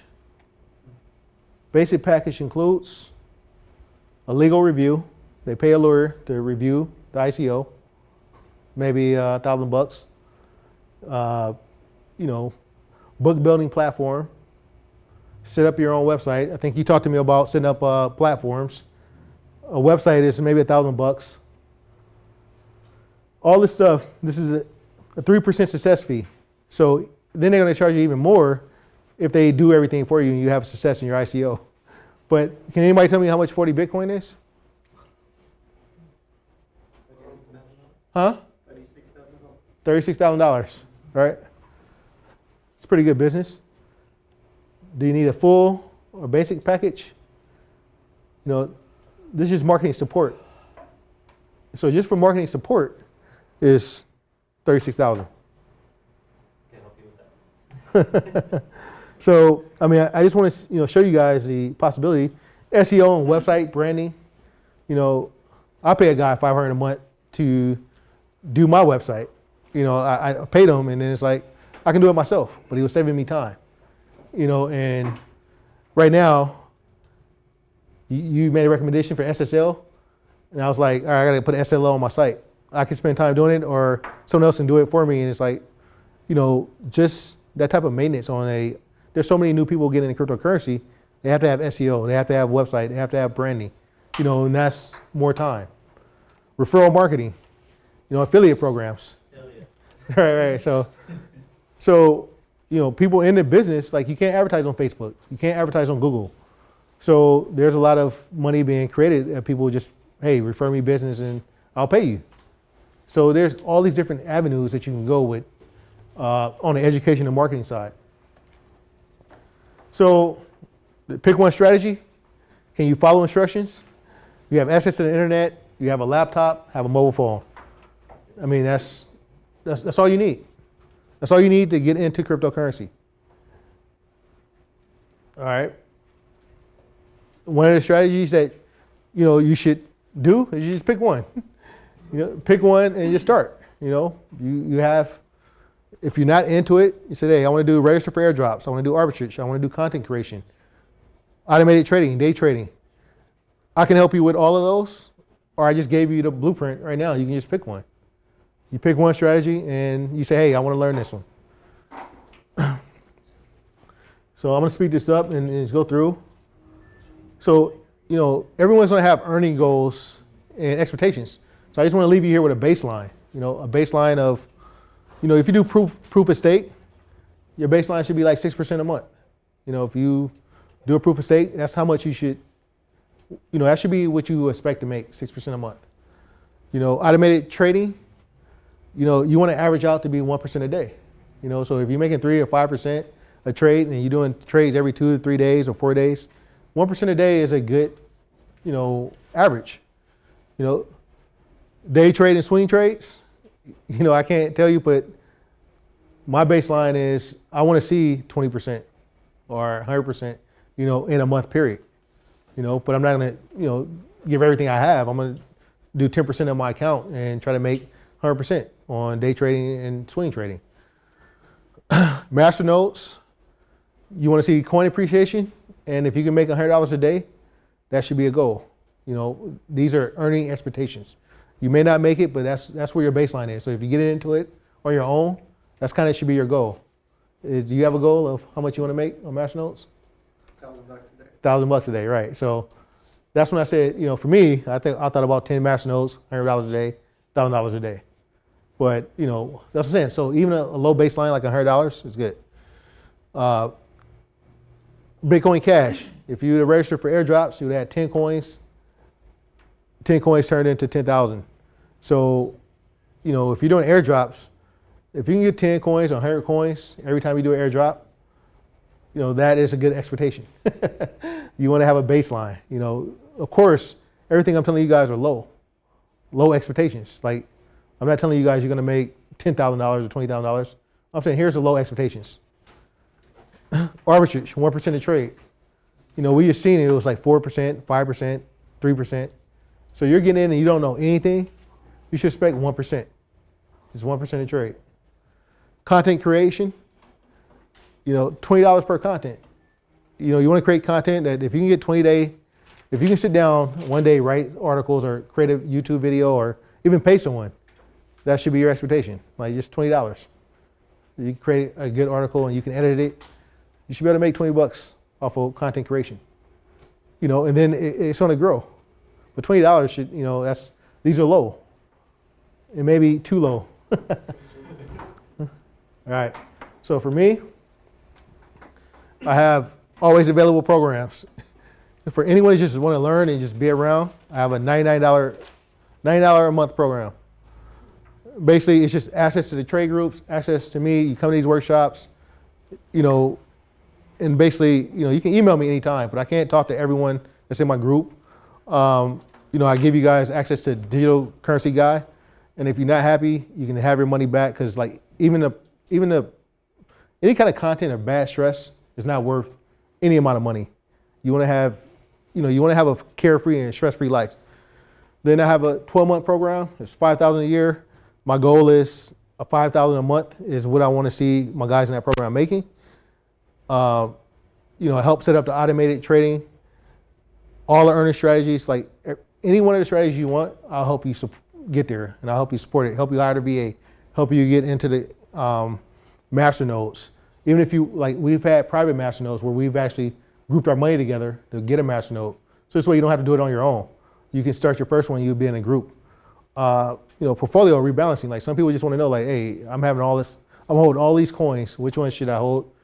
I'm not a financial advisor. I have no licenses anymore. So for me, it's like I'm just looking at technology. I'm looking at technology and says, hey, what coin based on the technology, should we buy? Right now, I think, my group, we're in VAN and Dash. I like VAN and I like Dash long term. Dash for Christmas we should have a Christmas gift. And then private meetings and events. If you're in business and you're gonna have a private event, I'll come speak at it. I'll come for 3 hours, I'll come do a presentation. And that's something that bring business in, and educate people. And then you learn from every presentation that we do. So Digital Currency Insider is one of the groups, and then Bitcoin Mastermind. And these are the two things I offer, no in between. So what's my process? Schedule a call. We define what strategy you want to go over. We implement the strategy. We monitor and tweak. So last night, Anthony flew in, and we basically met at my other office, and we just basically tweak. We get the BitPay card or whatever. We sit there and we go over these things so you can be successful. And the overall goal is to profit. Whatever money you spend, you want to be able to profit. You spend $99, you want to get $200. You spend $5,000, you want to get 10. It's a simple ROI, right? I have a call, I have a checklist of things I go over. If you follow the instructions, I've given you a lot of instructions already. Then we meet and we review them, and then we define the targets and we sell. Because you can't make any money unless you sell, right? Unless you're doing airdrops, unless you're doing content, but that's still a sell. You're still putting something out there that you want people to buy. So education, marketing, you're putting something out there that you want people to buy. You buy coins, you want them to buy it. You have to sell it. And that's what I teach in my group. You can't make any money until you sell. You can hold forever. But even people that held Bitcoin from $1 to 20,000, you got to sell it. So everything we do here, we sell. All right. You see And that kid that had the majority of Bitcoin? He was like a big time. He recently dropped a bunch. right. Well, this guy back here, he's been mining since he was how old? I was my freshman year of high school. Right. So he's a millionaire already. He's just sitting there quietly. Right. So It's 1,200. it's Back 1,200. in 2013. Right. It was like 1,200 and it like hit highs and I was like, wow. Can I pay you to mentor my daughter? She's 11, and I want to put her around new mentors. So, you sell and you take action. The only way you make money. You take action and you sell. Like you had 10 strategies. Everyone here can do something here. You can do content, anything. I can help you. I've given you a lot of information, but you got to take action. You got to move forward and pick one because we're still at like 2% right now. Mass adoption is coming. and you have opportunity to have freedom, you have opportunity to make more additional money, you have opportunity to transition, you have opportunity to pay someone else to at least so you don't miss the opportunity. You have to take those opportunities. I moved to Arizona, started real estate, came back. Like, you have to take action and move forward. So with that being said, I had the last hour reserved for like networking or pass a card or say hi or say bye. But I wanted, I thank you guys for coming. Normally I do these longer, but I had to expedite it. And I want to work with each and every one of you guys. So, all right. So thank you. All right. Cool.